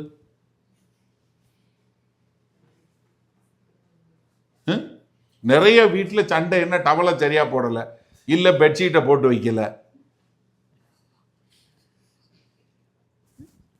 நிறைய நீங்க வந்து பாத்தீங்கன்னா ஒரு ஒரு ஒரு கப்பல் கவுன்சிலிங் பண்ணேன். என்ன பிரச்சனை? பேஸ்ட் பிதுக்கிறது பிரச்சனை.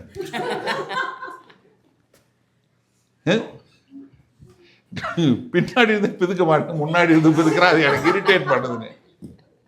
டே உள்ள இருக்கதான் நான் வரப்போகுது, வந்துட்டு போகுதுடா, எதாண்டா யோசிச்சு பாருங்களேன். ஏன்னா அவங்களுக்கு வந்து பெர்ஃபெக்ஷன் இருக்கணும் அப்படின்னு சொல்லக்கூடியது.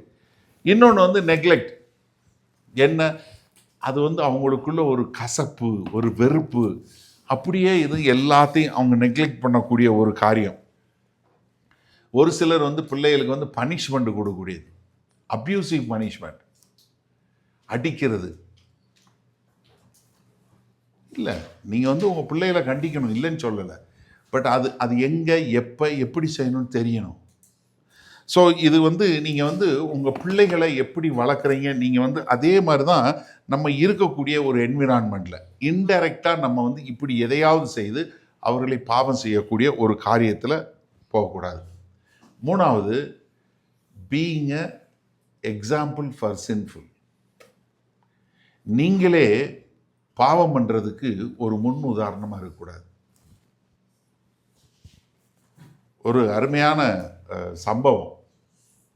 ஒரு அப்பா டெய்லி போய் தண்ணி அடிப்பார்.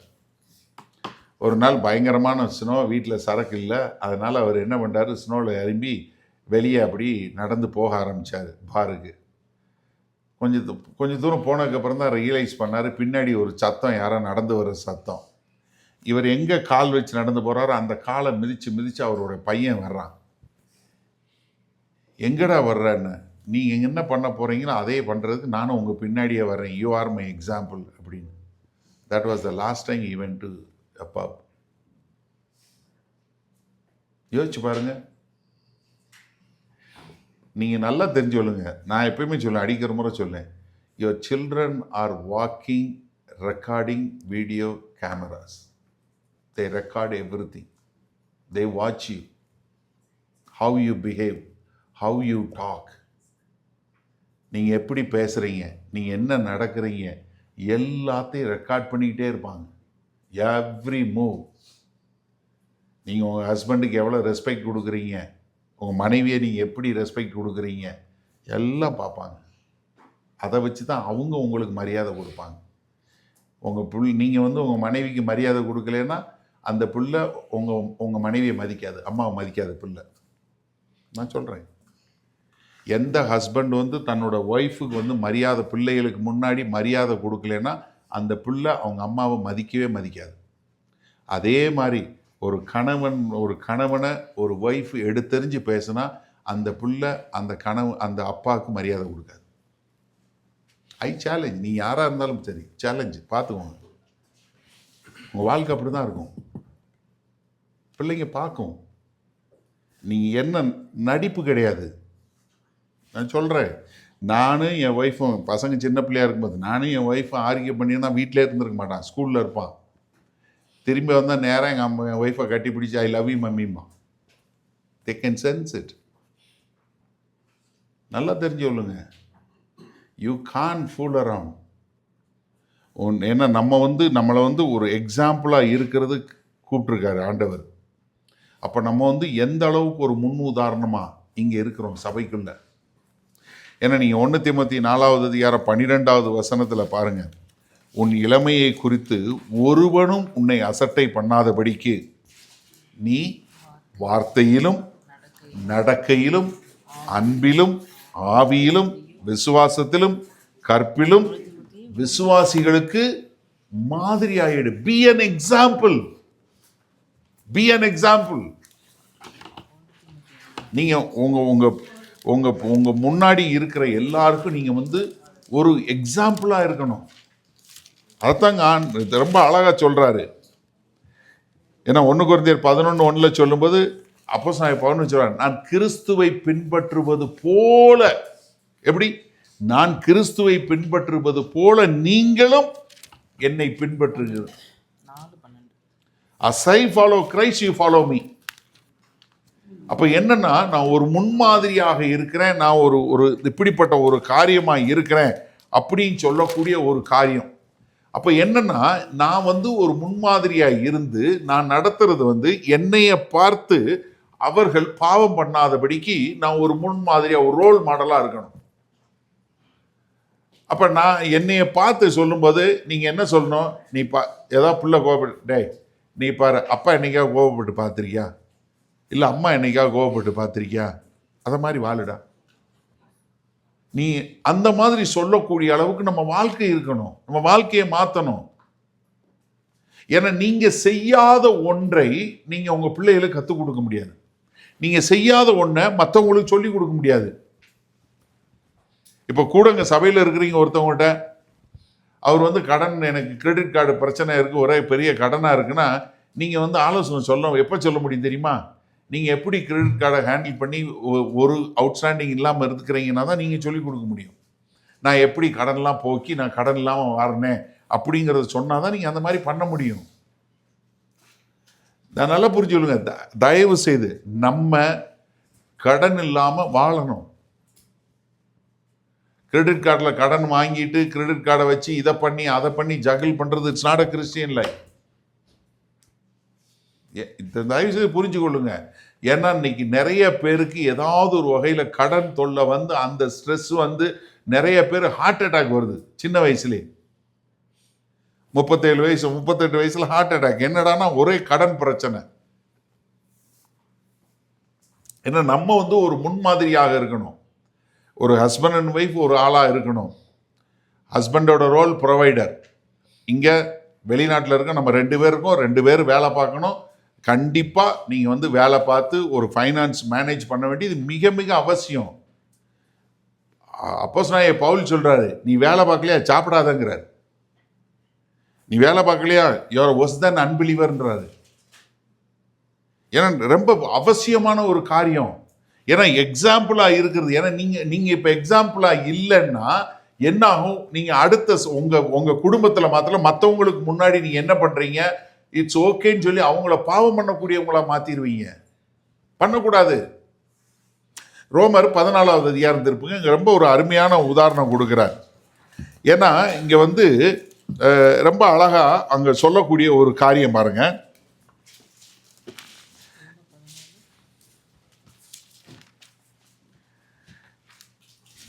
அதாவது இப்போ சாப்பிட்றத குறித்து இங்கே சொல்றார்.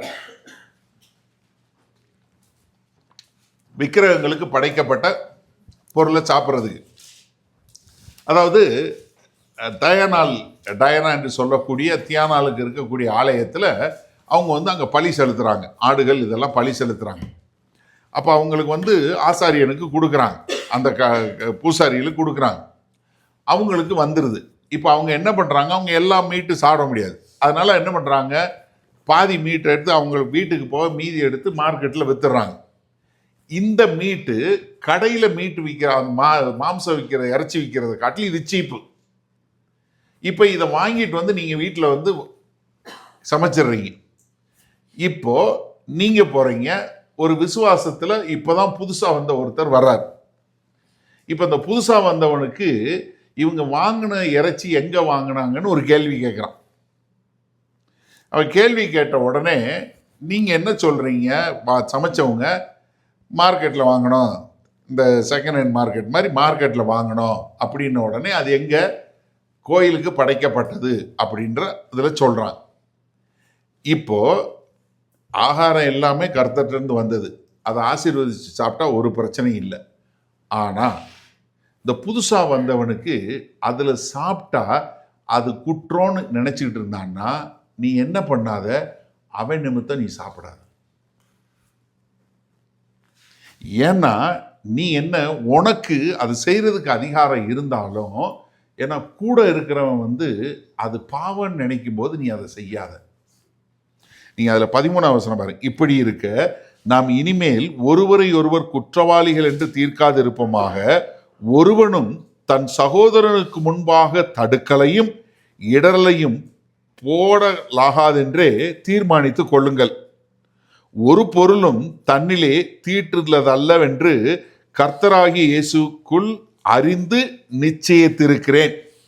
ஒரு பொருளை தீட்டுள்ளதென்று எண்ணிக்கொள்ளுகிறவன் எவனோ அவனுக்கு அது தீட்டுள்ளதா இருக்கும். போஜனத்தினாலே உன் சகோதரனுக்கு விசனம் உண்டாக்கினால் நீ அன்பாய் நடக்கிறவன் அல்ல.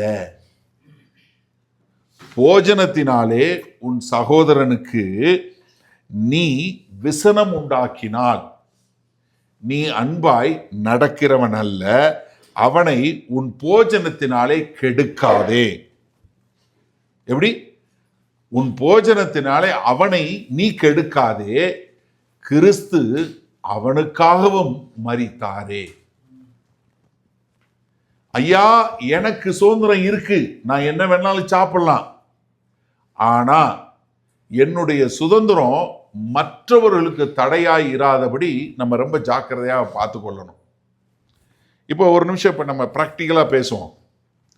இப்போ நீங்கள் முன்னாடி பயங்கரமாக சினிமா பார்த்தவங்க, நான் அந்த மதுரைக்காரர் அவர் இருக்கார், நம்ம இதை பார்த்தா நாங்கள் மதுரையில் நானும் மதுரை பக்கத்தில் வளர்ந்தாலும் எங்களுக்கு இருந்த ஒரே என்டர்டெயின்மெண்ட் சினிமா தான். நான் ரசிக்கப்படுறதுக்கு முன்னாடி நிறைய சினிமா பார்ப்போம். ஏன்னா தீபாவளி, கிறிஸ்மஸ் இந்த மாதிரி ஏதாவது பண்டிகை நாள்னா 10 படம் 20 படம் ரிலீஸ் ஆகும். வேலை என்ன, எல்லா படமும் பார்ப்போம். அவன் நடித்தாலும் பார்ப்போம். மதுரைக்காரங்களுக்கு அங்களுக்கு அந்த பஞ்சாயத்தே கிடையாது. பஞ்சனையே இல்லாமல் எல்லாத்தையும் பார்ப்போம். இதுதான் வேறு வேலை ஒன்றும் கிடையாது எங்களுக்கு. நான் பார்க் இருந்துச்சா, பீச் இருந்துச்சா, ஒன்றுமே கிடையாது. இப்போனாலும் கொஞ்சம் கொஞ்சம் வந்திருக்கு, எதுவுமே கிடையாது. அந்த காலத்தில் ஒன்றுமே கிடையாது. இப்போ நான் ரசிக்கப்பட்டுட்டேன், என்னுடைய வேலை மாறிடுச்சு. இப்போ போய் நான் சினிமா பார்க்கும்போது, நான் போய் சினிமா பார்த்தேன்னா இப்போ புதுசாக ரசிக்கப்படுற என்ன நினைப்பா, அண்ணனே பார்க்குறாரு, நம்ம சினிமா பார்க்குறதுல என்ன இருக்குது. இப்போ நான் ஒரு நேரத்தில் ஒரு சினிமா பார்த்துட்டு பாதியில் நிறுத்திட்டு நான் பாட்டுக்கு போயிடுவேன். இல்லை 10 நிமிஷம் பார்த்துட்டு என்னால் டிஸ்கனெக்ட் பண்ணிட்டு போக முடியும். ஆனால் அவன் அதில் அடிக்ட் ஆகிட்டான்னா அந்த பாவம் என்னால் உண்டாகும்.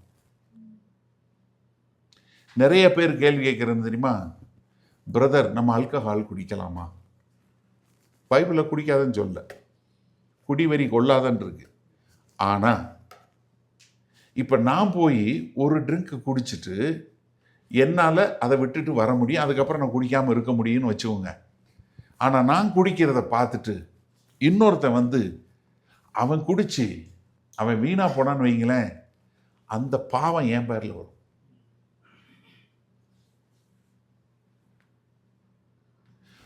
அப்போ நான் மற்றவர்களுக்காக வாழலை. நல்லா கவனிங்க. அப்போ அதுக்காக எவனாவது பார்க்க, யாரும் பார்க்கலையா, அந்த ஷார்ட்கட் இல்லை. இதை புரிஞ்சுக்கணும். ஏன்னா எப்போவுமே என்னை எல்லாரும் பார்த்துட்டு இருக்காங்கன்னு நமக்கு தெரியும். அப்போ நான் என்ன பண்ணணும், நான் மற்றவன் பார்க்கறதுக்காக இல்லைங்க, என் வாழ்க்கை அடுத்தவன் பார்த்தாலும் பார்க்காட்டியும் ஒரு பரிசுத்தமான வாழ்க்கையாக இருக்க வேண்டும் என்று சொல்லக்கூடிய ஒரு வாழ்க்கையாக இருக்கணும். இப்போ சபையில் நிறைய பிரச்சனை வருது. என்ன? காசிப், முறுமுறுப்பு. என்ன? முதல்ல முறுமுறுப்பு உண்டாகும், அதுக்கப்புறம் காசிப் ஆகும், அதுக்கப்புறம் தான் பிரச்சனை வரும். முதல்ல என்ன முறுமுறுப்பு வரும்? எனக்கு தெரிஞ்சு நம்ம இது கொஞ்சம் மெசேஜ் கொஞ்சம் கம்மியாக வைக்கலாம். எப்படி? பக்கத்தில் இருக்கவங்ககிட்ட சும்மா கேஷுவலாக, நல்ல மெசேஜ் எனக்கு ரொம்ப பிடிச்சி, ஐயோ ரொம்ப அருமையாக கர்த்தர் இன்னைக்கு என்னோட பேசினார் அப்படின்னு தான் ஆரம்பிப்பாங்க. அடுத்து கொஞ்ச நேரம் கழிச்சு, ஆனால் ஒரே ஒரு காரியம் மட்டும் அவர் சொன்னதில் எனக்கு உடன்பாடு இல்லை. அப்படியா? என்னது? ஏதோ ஒரு காரியம் அவங்க சொல்லுவாங்கன்னு. ஆமாம், எனக்கு ஒரு காரியத்தில் உடன்பாடு இல்லை, நீங்கள் இன்னொரு உடன்பாடு இல்லைன்னு சொல்லி இப்படியே பேசி பேசி நல்ல மெசேஜ்னு ஆரம்பித்தவங்க கடைசியில் ஒரு 6 அடி நோண்டி அப்போ மெசேஜ் கொடுத்தவரை புதைச்சிட்டு போயிடுவீங்க.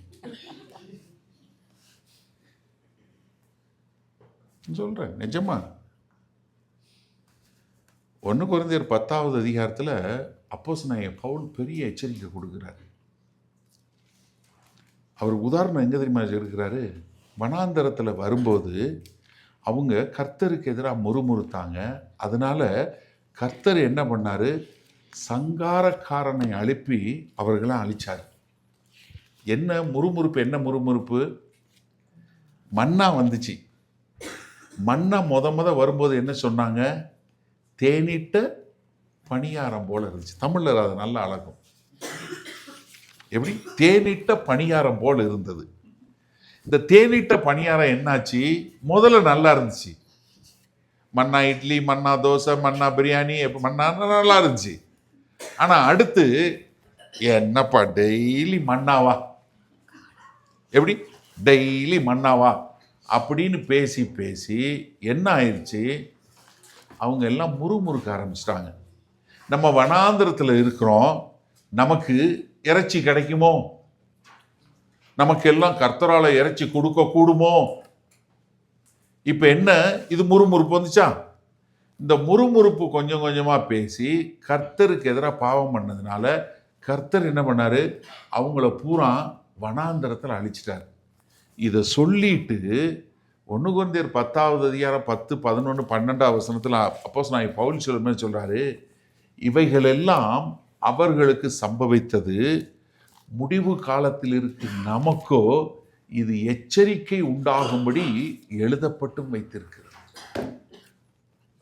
It happened to them as an example, but for us it's a warning. சொல்றாரு. சொல்லிட்டு 12 வசனத்துல, அதனால் நிற்கிறேன் என்று சொல்லுகிறவன் தானும் விழுந்து விடாதபடி எச்சரிக்கையாய் இருக்க கடவன். எனக்கு அருமையான நன்றாக தெரிஞ்சு கொள்ளுங்க. இந்த முறுமுறுப்பு வருது பாருங்க, ஒரு சின்ன சின்ன முறுமுறுப்பு நீங்க சொல்லக்கூடியது, அதை நீங்க பக்கத்தில் இருக்கவங்ககிட்ட சன்னமா முறுமுறுக்கிறது அவங்களையும் கொண்டு போய் பாவத்தில் கொண்டு போயிடும். அவங்க மற்றவங்களை பாவத்தில் கொண்டு போய் விட்டுருவாங்க. ரொம்ப ஈஸியா சலிப்பு என்ன சாச்சு எல்லாம் அப்படித்தான், இங்கேயே அப்படித்தான் அப்படின்னு உங்களால் நீங்களே வந்துடுவீங்க. அப்போ என்ன, உங்ககிட்ட உட்காந்து பக்கத்தில் முறுமுறுக்கு, இன்னைக்கு சாம்பார் பரவாயில்ல சிஸ்டர், இதில் என்ன இருக்கு, எனக்கு பிடிச்சிருக்கு, முடிஞ்சு போச்சு, டக்குன்னு நிறுத்திடணும். இல்லையா, நான் தான் செஞ்சேன், விடுங்க, பரவாயில்ல போங்க, அடுத்த தடவை நீங்கள் நல்ல சாம்பார் செஞ்சுட்டு வாங்க. காஃபி, இது என்ன காஃபியா இல்லை பாயசமா, இவ்வளோ சுகரை போட்டிருக்க, ரொம்ப ஈஸி, குற்றம் சொல்கிறது ரொம்ப ஈஸி. ஆனால் அதே சமயத்தில் நம்ம எத்தனை தடவை போய் அப்ரிஷியேட் பண்ணியிருக்கிறோம். இன்னைக்கு காலையில் காஃபி போட்டு கொடுத்தாங்க, யாராவது போய் அவன்கிட்ட போய் சொன்னீங்களா, thank you brother for making the காஃபின்னு? சொல்ல ஒரு நிமிஷம் யோசிச்சு பாருங்களேன். எல்லாம் உங்களை மாதிரி தானே அவனும் வந்தான், குளூரில் போய் அவன் மட்டும் போட்டான்ல, எத்தனை பேருக்கு அது வந்துச்சு, பிரதர் தேங்க்யூ பிரதர் காஃபி கொடுத்தீங்க, எல்லாம் வாங்கி குடித்தோம். ஆனால் அதில் குறை இருந்துச்சுன்னா உடனே பேசிடுவோம். ஆனால் அந்த குறையை அவன்கிட்ட போய் சொன்னீங்கன்னா சந்தோஷம். இதுதான் நம்ம நம்மளை பாதுகாத்து கொள்வது இதுதான். அப்ப என்ன, எனக்கு எல்லாம் செய்ய அதிகாரம் இருக்கு, எனக்கு எல்லாம் செய்ய தகுதி இருக்கு, ஆனா அது பிரயோஜனம் உள்ளதா? அப்ப நான் செய்யக்கூடிய காரியம் என்ன பண்ணிடக்கூடாது, மற்றவர்களை பாவத்துல கொண்டு போய் விடக்கூடாது. ஏன்னா அவனை என்ன பண்ணும், பாவத்துல கொண்டு போய் சேர்க்கும். அவன் ரொம்ப மோசமான ஒரு நிலைமைக்கு போகக்கூடிய ஒரு காரியத்துல போகும். ரோமர் 14:21 வசனம் பாருங்க. மாம்சம் புசிக்கிறதும் மதுபானம் பண்ணுகிறதும் மற்ற எதையாகிலும் செய்கிறதும் உன் சகோதரன் இடறுகிறதற்காவது தவறுகிறதற்காவது பலவீனப்படுத்துகிறதற்காவது. 3 காரியம் பாருங்க, இடறது, தவறுறது, பலவீனப்படுறது. உங்களுடைய நடக்கையின் மூலமா இன்னொருத்தருக்கு இடறது, தவறுது, பலவீனப்படுறது, இந்த 3ல் எது நடந்தாலும் அவைகளில் ஒன்றையும் செய்யாமல் இருப்பதே என்ன, நன்மையாய் இருக்கும். அப்போ என்ன, எனக்கு ஒரு லிபர்ட்டி இருக்கு, எனக்கு ஒரு சுதந்திரம் இருக்கு, ஆனா அதை நான் பயன்படுத்த மாட்டேன். ஏன்னா என் மூலமா ஒருத்தர் இதாயிடக்கூடாது, ஒரு தடை என்னால அவங்க தடையாயிடக்கூடாது என்று சொல்லக்கூடியதாக. ஏன்னா நீங்கள் வந்து 1 கொரிந்தியர் 8வது அதிகாரத்தில் அப்போஸ்தலனாகிய பவுல் இதை சொல்லும்போது கொரிந்தி சபைக்கு சொல்லும்போது சொல்றாரு, ஆகிலும் இதை குறித்து உங்களுக்கு உண்டாயிருக்கிற அதிகாரம் எவ்விதத்திலும் பலவீனருக்கு தடுக்கலாகாதபடிக்கு பார்த்து கொள்ளுங்கள். எப்படி? எனக்கு சுதந்திரம் இருக்குங்க, என் சுதந்திரம் மற்றவர்களை பலவீனப்படுத்திடக்கூடாது, மற்றவர்களுக்கு ஒரு தடையா வந்துடக்கூடாது, மற்றவர்களுக்கு ஒரு இடலா வந்துடக்கூடாது. இப்போ நீங்க உங்க வாழ்க்கையை சோதித்து பாருங்க. உங்களால வந்து மற்றவர்கள் கர்த்தருக்குள் பலப்படுவாங்களா, பலவீனப்படுவாங்களா? மற்றவர்கள் கர்த்தருக்குள்ள கெட்டப்படுவாங்களா, தள்ளப்பட்டு போவாங்களா? அப்ப நான் வந்து என்னன்னா, என் நடக்கையை மற்றவர்கள் பார்த்து கொண்டு இருக்கிறாங்கிறக்கா நான் சரி பண்ணுவதில்லை. நான் கர்த்தருக்கு முன்பாக நான் சரியா வாழும்போது நான் மற்றவர்களுக்கு ஒரு முன் உதாரணமா இருக்கும். அதனால சொல்றாரு, எப்படி எனில் அறிவுள்ளவனாகிய உன்னை விக்கிரக கோவிலிலே பந்தி இருக்க ஒருவன் கண்டால் பலவனாய் இருக்கிற அவனுடைய மனசாட்சி விக்கிரகங்களுக்கு படைக்கப்பட்டவைகளை புசிப்பதற்கு துணிவு கொள்ளும் அல்லவா?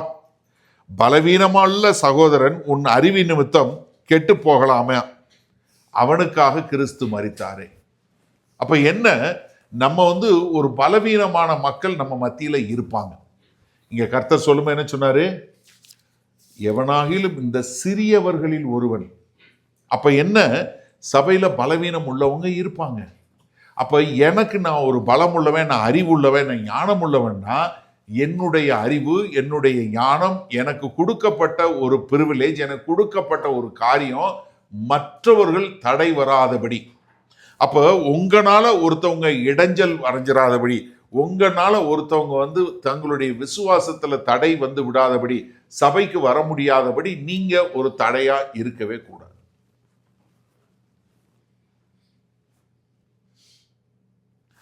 குற்றம் அடிக்கிறது நமக்கு ரொம்ப ரொம்ப இலகு. நம்ம எல்லாருமே வந்து ரொம்ப ஈஸியா குற்றம் கண்டுபிடிப்போம்.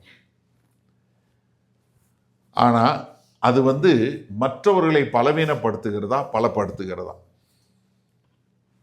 நல்லா யோசிச்சு பாருங்க.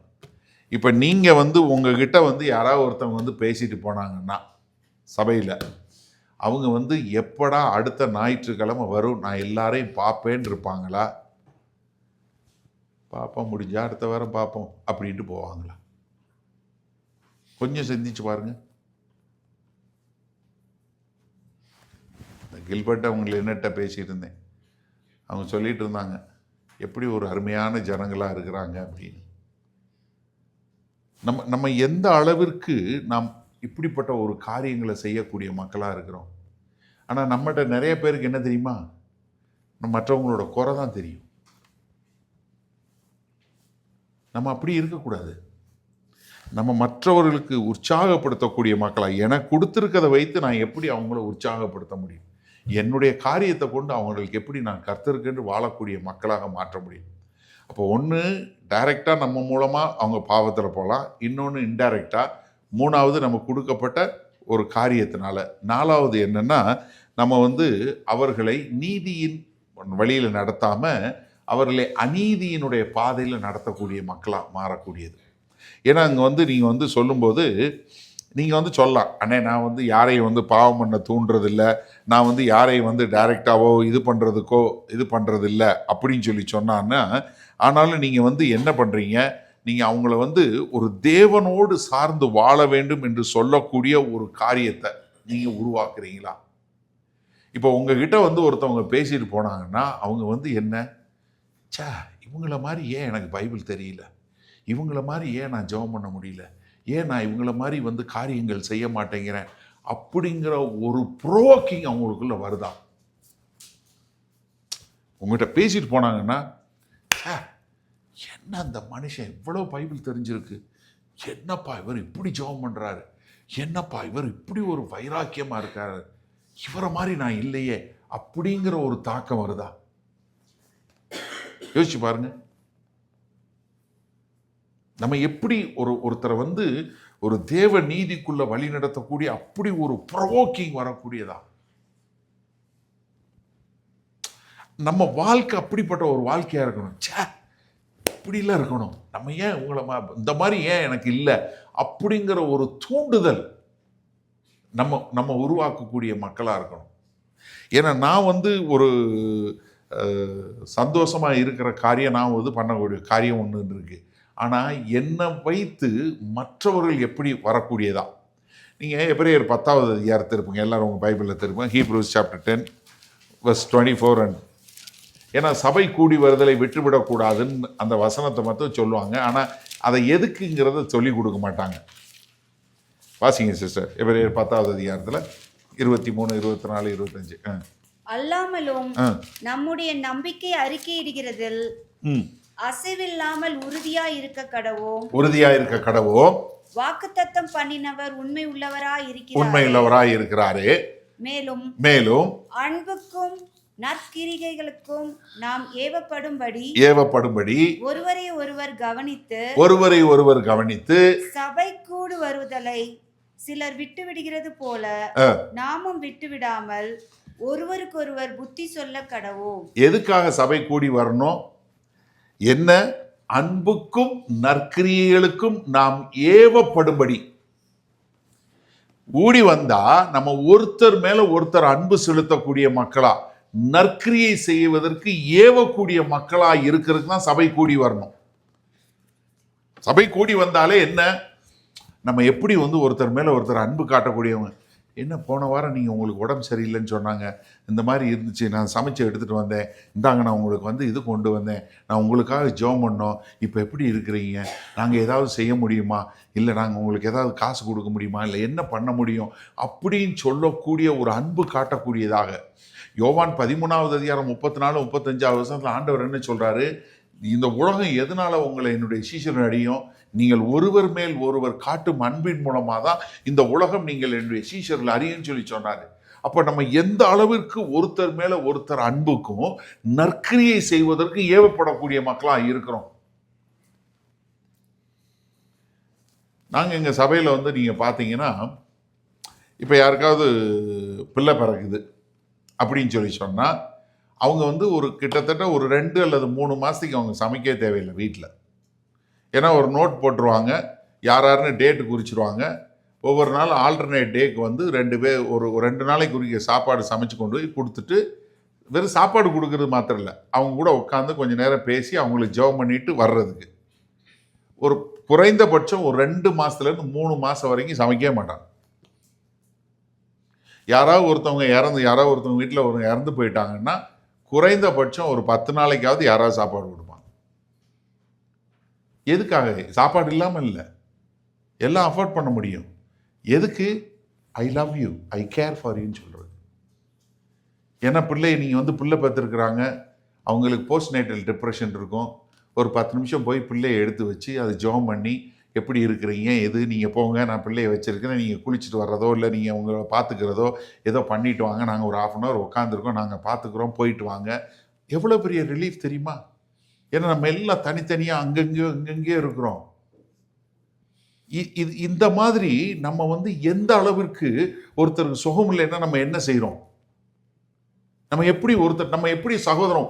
ஏன்னா நம்ம எல்லாம் சகோதர சகோதரிகள் தானே, நம்ம எல்லாருக்கும் ஒரே கிறிஸ்து தானே.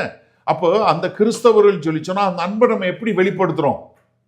நான் இதுக்கெல்லாம் பார்த்தா praise lord brother, praise lord sister, அதான் சபை கிடையாது. நம்ம எந்த அளவுக்கு அன்புக்கும் நற்கிரியைகளை செய்வதற்கு ஏவப்படியாக. அப்ப என்ன, நான் வந்து எந்த அளவுக்கு உங்க மேல அன்பு செலுத்துறேன்? நல்லா தெரிஞ்சு கொள்ளுங்க, அன்பு செலுத்துறது ஈஸி கிடையாது. உலகத்தில் இருக்கிறவங்க அன்பு காட்டிடலாம், சபைக்குள்ள அன்பு காட்டுறது கஷ்டம். அதனால ஆண்டவர் சொல்ற, நீ நேசிங்கிறாரு. ஏன்னா எப்பவுமே கடக்கு முடக்கா பேசுற 2 பேர் இருக்கதான் செய்வான். அன்பு செலுத்த முடியாதவங்க இருக்கதான் செய்வாங்க. அவங்கள அதை மீறி அன்பு செலுத்தக்கூடிய மக்களா இறங்க ரொம்ப தெளிவா சொல்றாரு. ஏன்னா நம்ம ஒருத்தர் அழகா நேர்த்தியா நம்ம அன்பு செலுத்தக்கூடிய மக்களாக, அவர்களை ஒரு முன்னுதாரணம் கூடிய மக்களாக, ஒரு நீதி ஏவக்கூடிய மக்களாக நம்ம அந்த மாதிரி அவங்கள இது பண்ணக்கூடியதா. அப்ப என்ன, நம்ம அன்பு செலுத்தது அவங்கள வந்து என்ன பண்றோம், நம்ம வந்து அவங்கள எந்த அளவுக்கு தேவனுக்கென்று இன்ஃப்ளூயன்ஸ் பண்ணக்கூடிய மக்களா இருக்கிறோம். இப்ப நீங்க ஒருத்தவங்க வீட்டுக்கு போறீங்க, சும்மா யாரோ சர்ச்சில் இருக்கோம், இன்னொருத்தவங்க வீட்டுக்கு போறீங்க, இந்த பக்கம் வந்தேன், அப்படி பார்த்துட்டு போகலான்னு வந்தேன் அப்படின்னு சொல்லி பார்க்க போனீங்கன்னா நீங்கள் அவங்க கூட உட்காந்து ஜெபம் பண்ணுறீங்களா? இல்லை, இன்னைக்கு கர்த்தர் நான் இன்னைக்கு ஜெபம் பண்ணினேன், காலையில் இந்த வசனம் வாசித்தேன் பிரதர், என்னன்னே தெரில, எனக்கு அப்படியே இந்த வசனம் அப்படியே ஓடிக்கிட்டே இருக்கு, வாங்க எனக்காக நீங்கள் ஜெபம் பண்ணுங்க, கேட்டிருக்கீங்களா?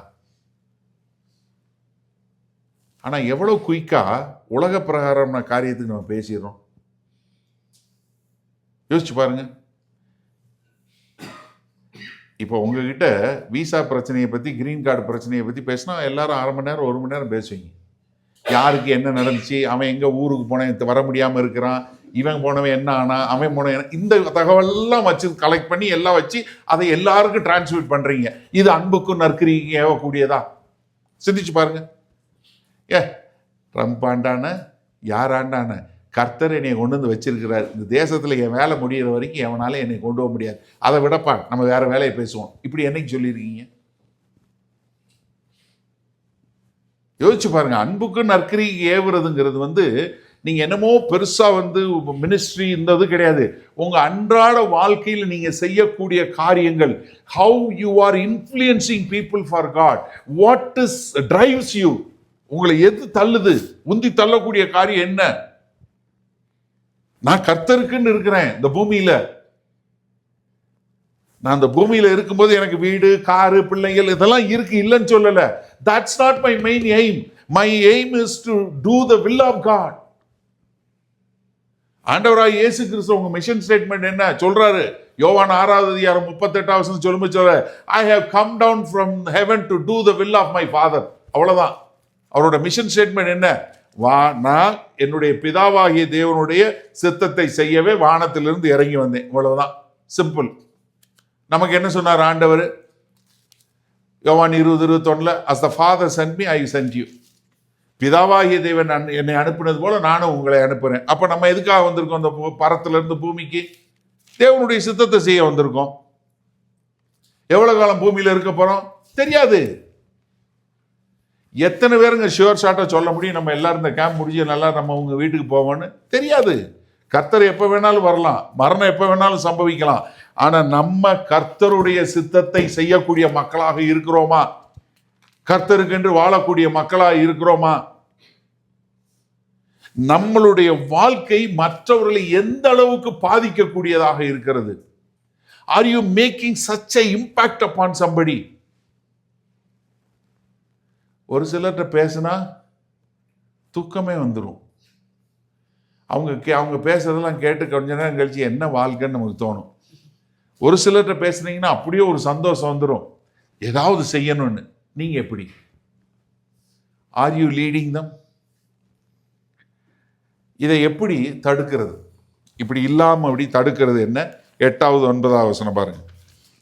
உன் கையாவது உன் காலாவது உனக்கு இடர் உண்டாக்கினால் அதை தரித்து எரிந்து போடு. நீ 2 கையுடையவனாய் அல்லது 2 காலுடையவனாய் நித்திய அக்கினிலே தள்ளப்படுவதை பார்க்கிலும் சப்பானியாய் அல்லது ஊனனாய் நித்திய ஜீவனுக்குள் பிரவேசிப்பது உனக்கு நலமாயிருக்கும். உன் கண் உனக்கு இடல் உண்டாக்கினால் அதை பிடுங்கி எரிந்து போடு. 2 கல்லுள்ளவளாய் எரிநரகத்தில் தள்ளப்படுவதை பார்க்கிலும் ஒற்றை கண்ணனாய் ஜீவனுக்குள் பிரவேசிப்பது உனக்கு நலமாயிருக்கும். ஆண்டவர் இதை ஏற்கனவே சொன்னார், மலை பிரசங்கத்தில் சொன்னார். மத்தேயு 5வது அதிகாரத்தில் 29-30 சொன்னார். என்ன? நீ கை கால் இல்லாமல் இருந்தாலும் பரவாயில்ல, பரலோகத்துக்கு போகணும், தேவனோடு இருக்கணும். நீ முழுசா இருந்து நல்ல திடகாத்திரமாக இருந்து நீ பாதாளத்துக்கு போறதை காட்டிலும் நீ உனக்கு சுகவீனமா பலவீனம் உள்ளவனா நீ பரலோகம் போறது பெட்டர். அதான் அங்கே சொல்லும்போது சொல்லக்கூடியதான். அப்ப என்னன்னா நீங்க ரொம்ப தெளிவா தெரிஞ்சு கொள்ள வேண்டியது, நீங்க அவர்களுடைய இப்போ ஒரு அன்பிலீவராக இருக்கிறாங்கன்னா அவங்களுடைய பாவத்தை குறித்து நம்ம எப்படிப்பட்ட மக்களாக இருக்கிறோம். ஒரு விசுவாசியாக இருக்கிறான்னா அவனுடைய பாவத்தை குறித்த காரியத்தில் நம்ம எப்படிப்பட்டவங்களாக இருக்கிறோம். நம்ம அவங்கள இன்னும் நம்ம இப்படிப்பட்ட காரியங்கள் வராதபடிக்கு நம்ம எந்த அளவுக்கு நம்ம பாதுகாப்பாக இருக்கணும். இப்போ நீங்கள் என்ன நம்ம சொல்லும்போது, ஆண்டவர் உன் கண்ணை பார்த்துக்கோ, உன் காதை பார்த்துக்கோ, உன் கையை பார்த்துக்கோ, உன் காலை பார்த்துக்கோ, ஏன்னா நீங்கள் என்ன என்ன செய்ய போறீங்க அப்படிங்கிற ஒரு காரியத்தை நீங்கள் வந்து ரொம்ப ஜாக்கிரதையாக பார்த்து கொள்ளுங்க அப்படிங்கிற சொல்கிறார். அப்போ நான் என்னுடைய வாழ்க்கையில் நான் இதை வந்து சரியான முறையில் பார்த்து நான் வந்து தேவனோட பரலோகத்தில் எப்போதும் இருக்க வேண்டும் என்கிற எண்ணத்தோடு இருக்க வேண்டுங்கிறதான் ரொம்ப தெளிவாக சொல்கிறார். இதை சொல்லும்போது அப்போஸ்தலனாகிய பவுல் சொல்லும்போது 1 கொரிந்தியர் 9வது அதிகாரத்தில் தன்னுடைய ஊழிய காரியங்கள் எல்லாம் சொல்லி முடிச்சுட்டு கடைசி அந்த அதிகாரம் முடிக்கும்போது 27 வசனத்தில் என்ன சொல்றாரு? மற்றவர்களுக்கு பிரசங்கம் பண்ணுகிற நான் தானே என்ன ஆகாதவன் என்று தள்ளாதபடிக்கு, என்ன ஆகாதவனாய் போகாதபடிக்கு என்ன பண்றேன்? என் சரீரத்தை ஒடுக்கி கீழ்ப்படுத்துவேன். அப்ப நம்ம சரீரத்தை ஒடுக்கி கீழ்ப்படுத்த வேண்டியது மிகவும் அவசியம். உங்க கண்ணு ரொம்ப முக்கியமான காரியம். நீங்க எப்படி பார்க்குறீங்க? சபையில் இருக்க மற்றவங்க எல்லாரையும் சகோதரியா பார்க்குறீங்களா? சகோதரர்களா பார்க்குறீங்களா? கிறிஸ்துவா பார்க்குறீங்களா? அவங்க வந்து கிறிஸ்துவுக்குள்ள இன்னும் பலப்பட வேண்டும் என்று சொல்லி பார்க்கக்கூடிய மக்களா இருக்கிறீங்களா? எப்படி இருக்கிறீங்க?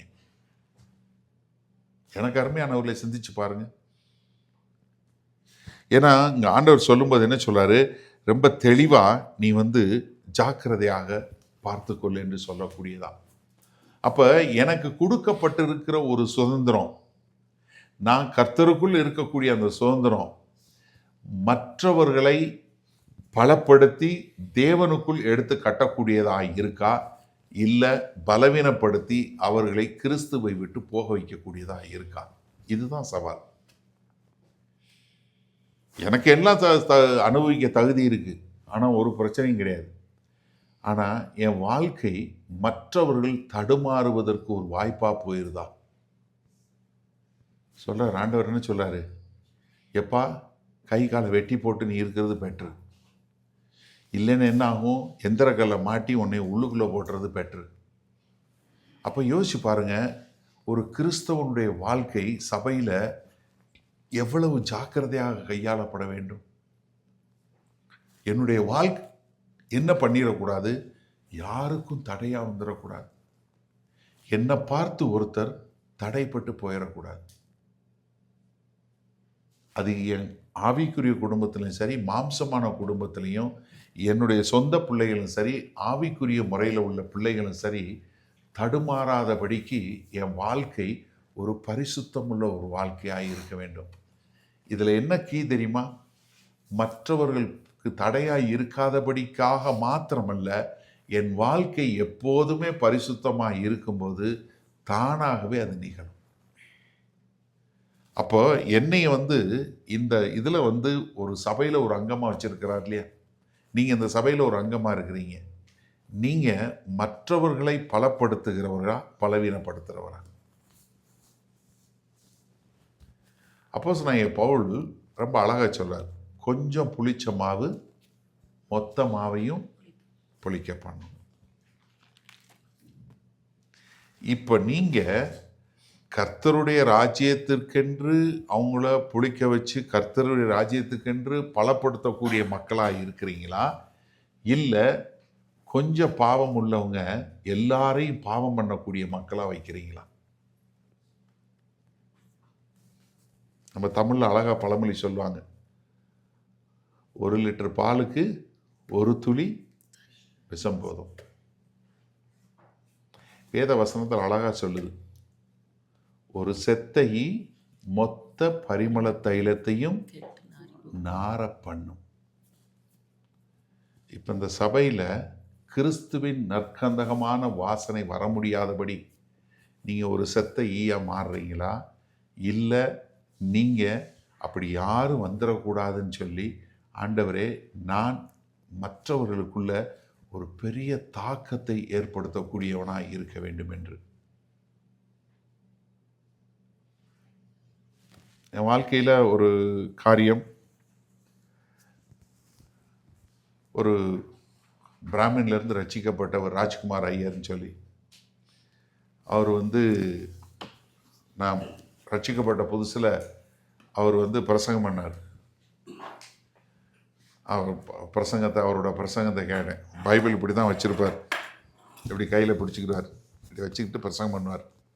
பைபிளே திறக்க மாட்டார். ஆனால் வசனம் சொல்லி சொல்லி சொல்லி ஒவ்வொரு வசனமாக சொல்லி சொல்லி பிரசங்கம் பண்ணுவார். It made a huge impact on me. ஆண்டவரே, நானும் அந்த மாதிரி உங்களுடைய வசனத்தை கற்றுக்கொள்ளணும், நானும் அந்த மாதிரி பிரசங்கம் பண்ணால் அப்படி தான் பிரசங்கம் பண்ணேன். எனக்கு அப்போல்லாம் பிரசங்கம் பண்ணலாம் ஒரு நாள் இதுவும் கிடையாது. ஐ நெவர் ஹர்ட், ஏன்னா ரசிக்கப்பட்ட புதுசில் அதெல்லாம் கிடையாது. ஆனால் எனக்கு என்னென்னா அது ஒரு பெரிய தாக்கம், ஆண்டவரோட நம்முடைய வார்த்தையை கற்றுக்கொள்ளணும்னு சொல்லி. அதனால் நான் நிறையா முயற்சி எடுத்து நிறையா பாடங்கள் கற்றுக்கொண்டேன். நிறையா எனக்கு எங்கே டைம் கிடைச்சாலும் நான் பைபிள் வாசிப்பேன். அது பிளேனாக இருந்தாலும் சரி, வெயிட்டிங் ரூமாக இருந்தாலும் சரி, எங்கே போனாலும் நான் எப்போவுமே இது பண்ணிட்டு இருப்பேன். யார்கிட்ட கேட்டாலுமே, யார்கிட்ட பேசினாலுமே கர்த்தர் உங்கள்கிட்ட இன்றைக்கி என்ன சொன்னார், ஏதாவது சொல்லுங்கள், ஏதாவது நல்ல வார்த்தை சொல்லுங்கள் இப்படின்னு எப்பயுமே எல்லாத்தையுமே கேட்டுகிட்டே இருப்பேன். நான் சமீபத்தில் இந்த சென்னைக்கு போயிட்டு ஒருத்தவங்க வீட்டில் தங்கியிருந்தேன். அவங்க வீட்டில் தங்கிட்டு இது பண்ணுறது தான். அப்போ அவர் என்னை அவங்க கொண்டு வந்து ஏற்றி விட வந்தாங்க. அப்போ அவர் சொன்னார், pastor, I really want to thank you. போன முறை நீங்கள் வந்தப்போ எங்கள் வீட்டுக்கு வந்து ஒரு நாள் தங்கிட்டு போனீங்க, ரொம்ப சந்தோஷம். என்ன சொல்லுங்கள், அதனால் என்ன இருக்குங்க அப்படின்னு. இல்லை ஒரு பெரிய இது, என் பையனுக்கு ஒரு பெரிய ஒரு இது, நீங்கள் வந்துட்டு போனதுலேருந்து அப்படி உட்காந்து பைபிள் வாசிக்கிறான். எனக்கும் பாஸ்டர் மாதிரி எனக்கும் வார்த்தை தெரியணும்னு சொல்லி அவனே அலாம் வச்சு எந்திரிச்சு டெய்லி உட்காந்து பைபிள் வாசிக்கிறான். I was so touched by that word. I was able to make an influence. எனக்கு அருமையாக யோசிச்சு பாருங்கள், நம்ம இந்த சர்ச்சில் ஏதாவதுனா அவங்ககிட்ட கேளு, அவங்க தான் அப்படிங்கிற அளவுக்கு நீங்கள் ஒரு தாக்கத்தை உருவாக்கக்கூடிய மக்களாக இருக்கிறீங்களா? நீங்கள் ஒவ்வொருத்தரும் அப்படி தாக்கத்தை உருவாக்கக்கூடிய மக்களாக இருந்தீங்கன்னா இந்த சபையில் இடறல் வராது. இடறல் வராதபடி நீங்கள் பாதுகாத்து கொள்ள முடியும். ஏன்னா இடறல் உங்களால் வராதபடிக்கு உங்களை நீங்கள் பாதுகாத்து கொள்ளுங்க. யாருமே சரி, இந்த சபைக்கு வர்ற யாருமே யாருனாலையும் இடறல் அடைந்து போகாதபடிக்கு பாதுகாக்க வேண்டிய பொறுப்பு ஒவ்வொருத்தர் கரத்திலையும் உண்டு. இது தலைமைத்துவத்தில் இருக்கிறவங்களுக்கு, இல்லை மதனுக்கு, இல்லை அவங்களுக்கு மாத்திரம் இல்லை, சரீரமாகிய எல்லாருக்கும் உண்டு. ஒரு கை இது பண்ணும்போது அடுத்த கை சேர்ந்து வர்ற மாதிரி நம்ம எல்லாரும் சேர்ந்து ஒன்றாக சேர்ந்து யாரும் எக்காலத்திலையும் இடரில் அடைந்து போகாதபடிக்கு நாங்கள் வாழ வேண்டும் என்று சொல்லி வாழக்கூடிய மக்களாக வந்தீங்கன்னா நிச்சயமாக அது சபை கர்த்தரால் பட்டப்பட்ட ஒரு சபையாக மாறும். அப்போ நம்ம எப்படி ஒருவரை பராமரிக்கிறதுங்கிறத புரிந்து கொண்டு, ஆண்டவரே, என்னால் எந்த ஒரு தடையும் வந்துடக்கூடாது, இந்த சபையில் யாரும் என் நிமித்தம் இடரில் அடைந்து விடக்கூடாது, என்னுடைய வாழ்க்கை மற்றவர்களுக்காக அல்ல, நான் கிறிஸ்துவுக்கு முன்பாக எப்போதும் உண்மையுள்ளவனாய் வாழ விரும்புகிறேன். ஆண்டவரே, அந்த பரிசுத்தத்தை நான் நாடுவது மாத்திரமில்லை, என் கூட இருக்கிறவங்க அப்படிப்பட்ட பரிசுத்தத்தை நாடக்கூடியதாய். ஏன்னா ஜாய் இஸ் கண்டேஜியஸ். உங்களுக்குள்ள இருக்க இது கண்டேஜியஸ். நான் வந்த பட்சம் சொன்னாங்க, இப்போ கொஞ்ச நாளைக்கு முன்னாடி உங்கள் ஊரில் வைரஸ் எல்லாரையும் போட்டு ஆட்டிருச்சுன்னு, யாராவது ஒருத்தவங்களை போய் பார்த்தா அவங்களுக்கும் வந்துருச்சுன்னு. அது நெகட்டிவ். பாசிட்டிவில் கர்த்தருடைய வார்த்தையோடு நீங்கள் போங்க. எல்லாரும் அப்படி ஐயோ அந்த ஆளை பிதுக்குனா வசனமாக சொல்கிறாயா அப்படின்னு சொல்கிற அளவுக்கு இது let it be a contagious. அப்படி இருக்க கர்த்தர் உங்களுக்கு கிருபை பாராட்டுவாராக. நீங்கள் இந்த இதில் எழுதும்போது நீங்கள் எப்படி மற்றவர்களுக்கு இடர்கள் இல்லாமல் இருக்க போகிறீங்க, நான் எப்படி மற்றவங்களுக்கு அக்கறை காட்டி ஒருவருக்கும் இடரல் இல்லாதபடி நான் வாழ்வதற்கு என்னை ஒப்பு கொடுக்குறேன்னு சொல்லக்கூடியதா நீங்கள் ஜெபம் பண்ணி உங்களை ஒப்பு கொடுக்கும்போது கர்த்தர் நிச்சயமாக அந்த காரியத்தை நிறைவேற்றுவார். ஏன்னா இன்னொரு காரியம் இதில் ஒரே ஒரு இது என்ன தெரியுமா, கர்த்தராகிய இயேசு கிறிஸ்துவின் இரத்தத்தினால் கழுவப்பட்டு அவருடைய சபையில் இருக்கிற நீங்கள் சபையை பலவீனப்படுத்துகிற சாத்தானுக்கு சேர்ந்து வேலை செய்யலாமா? ஒரு நிமிஷம் நீங்கள் கேட்டு பாருங்கள் உங்களை. நான் இயேசு கிறிஸ்துவ ரத்தத்தினால கழுவப்பட்டுட்டேன், அவருடைய சரீரத்தில் ஒரு அங்கமாக இருக்கேன், இந்த சரீரத்தை கெடுக்கிறதுக்கு சாத்தான் செய்கிறதுக்கு நான் உதவி செய்யலாமா? அப்போ நான் அதுக்கான வாய்ப்பே கொடுக்கக்கூடாது இல்லையா? அதை உணர்ந்தவர்களாய் நம்ம ஒப்பு கொடுப்போமா?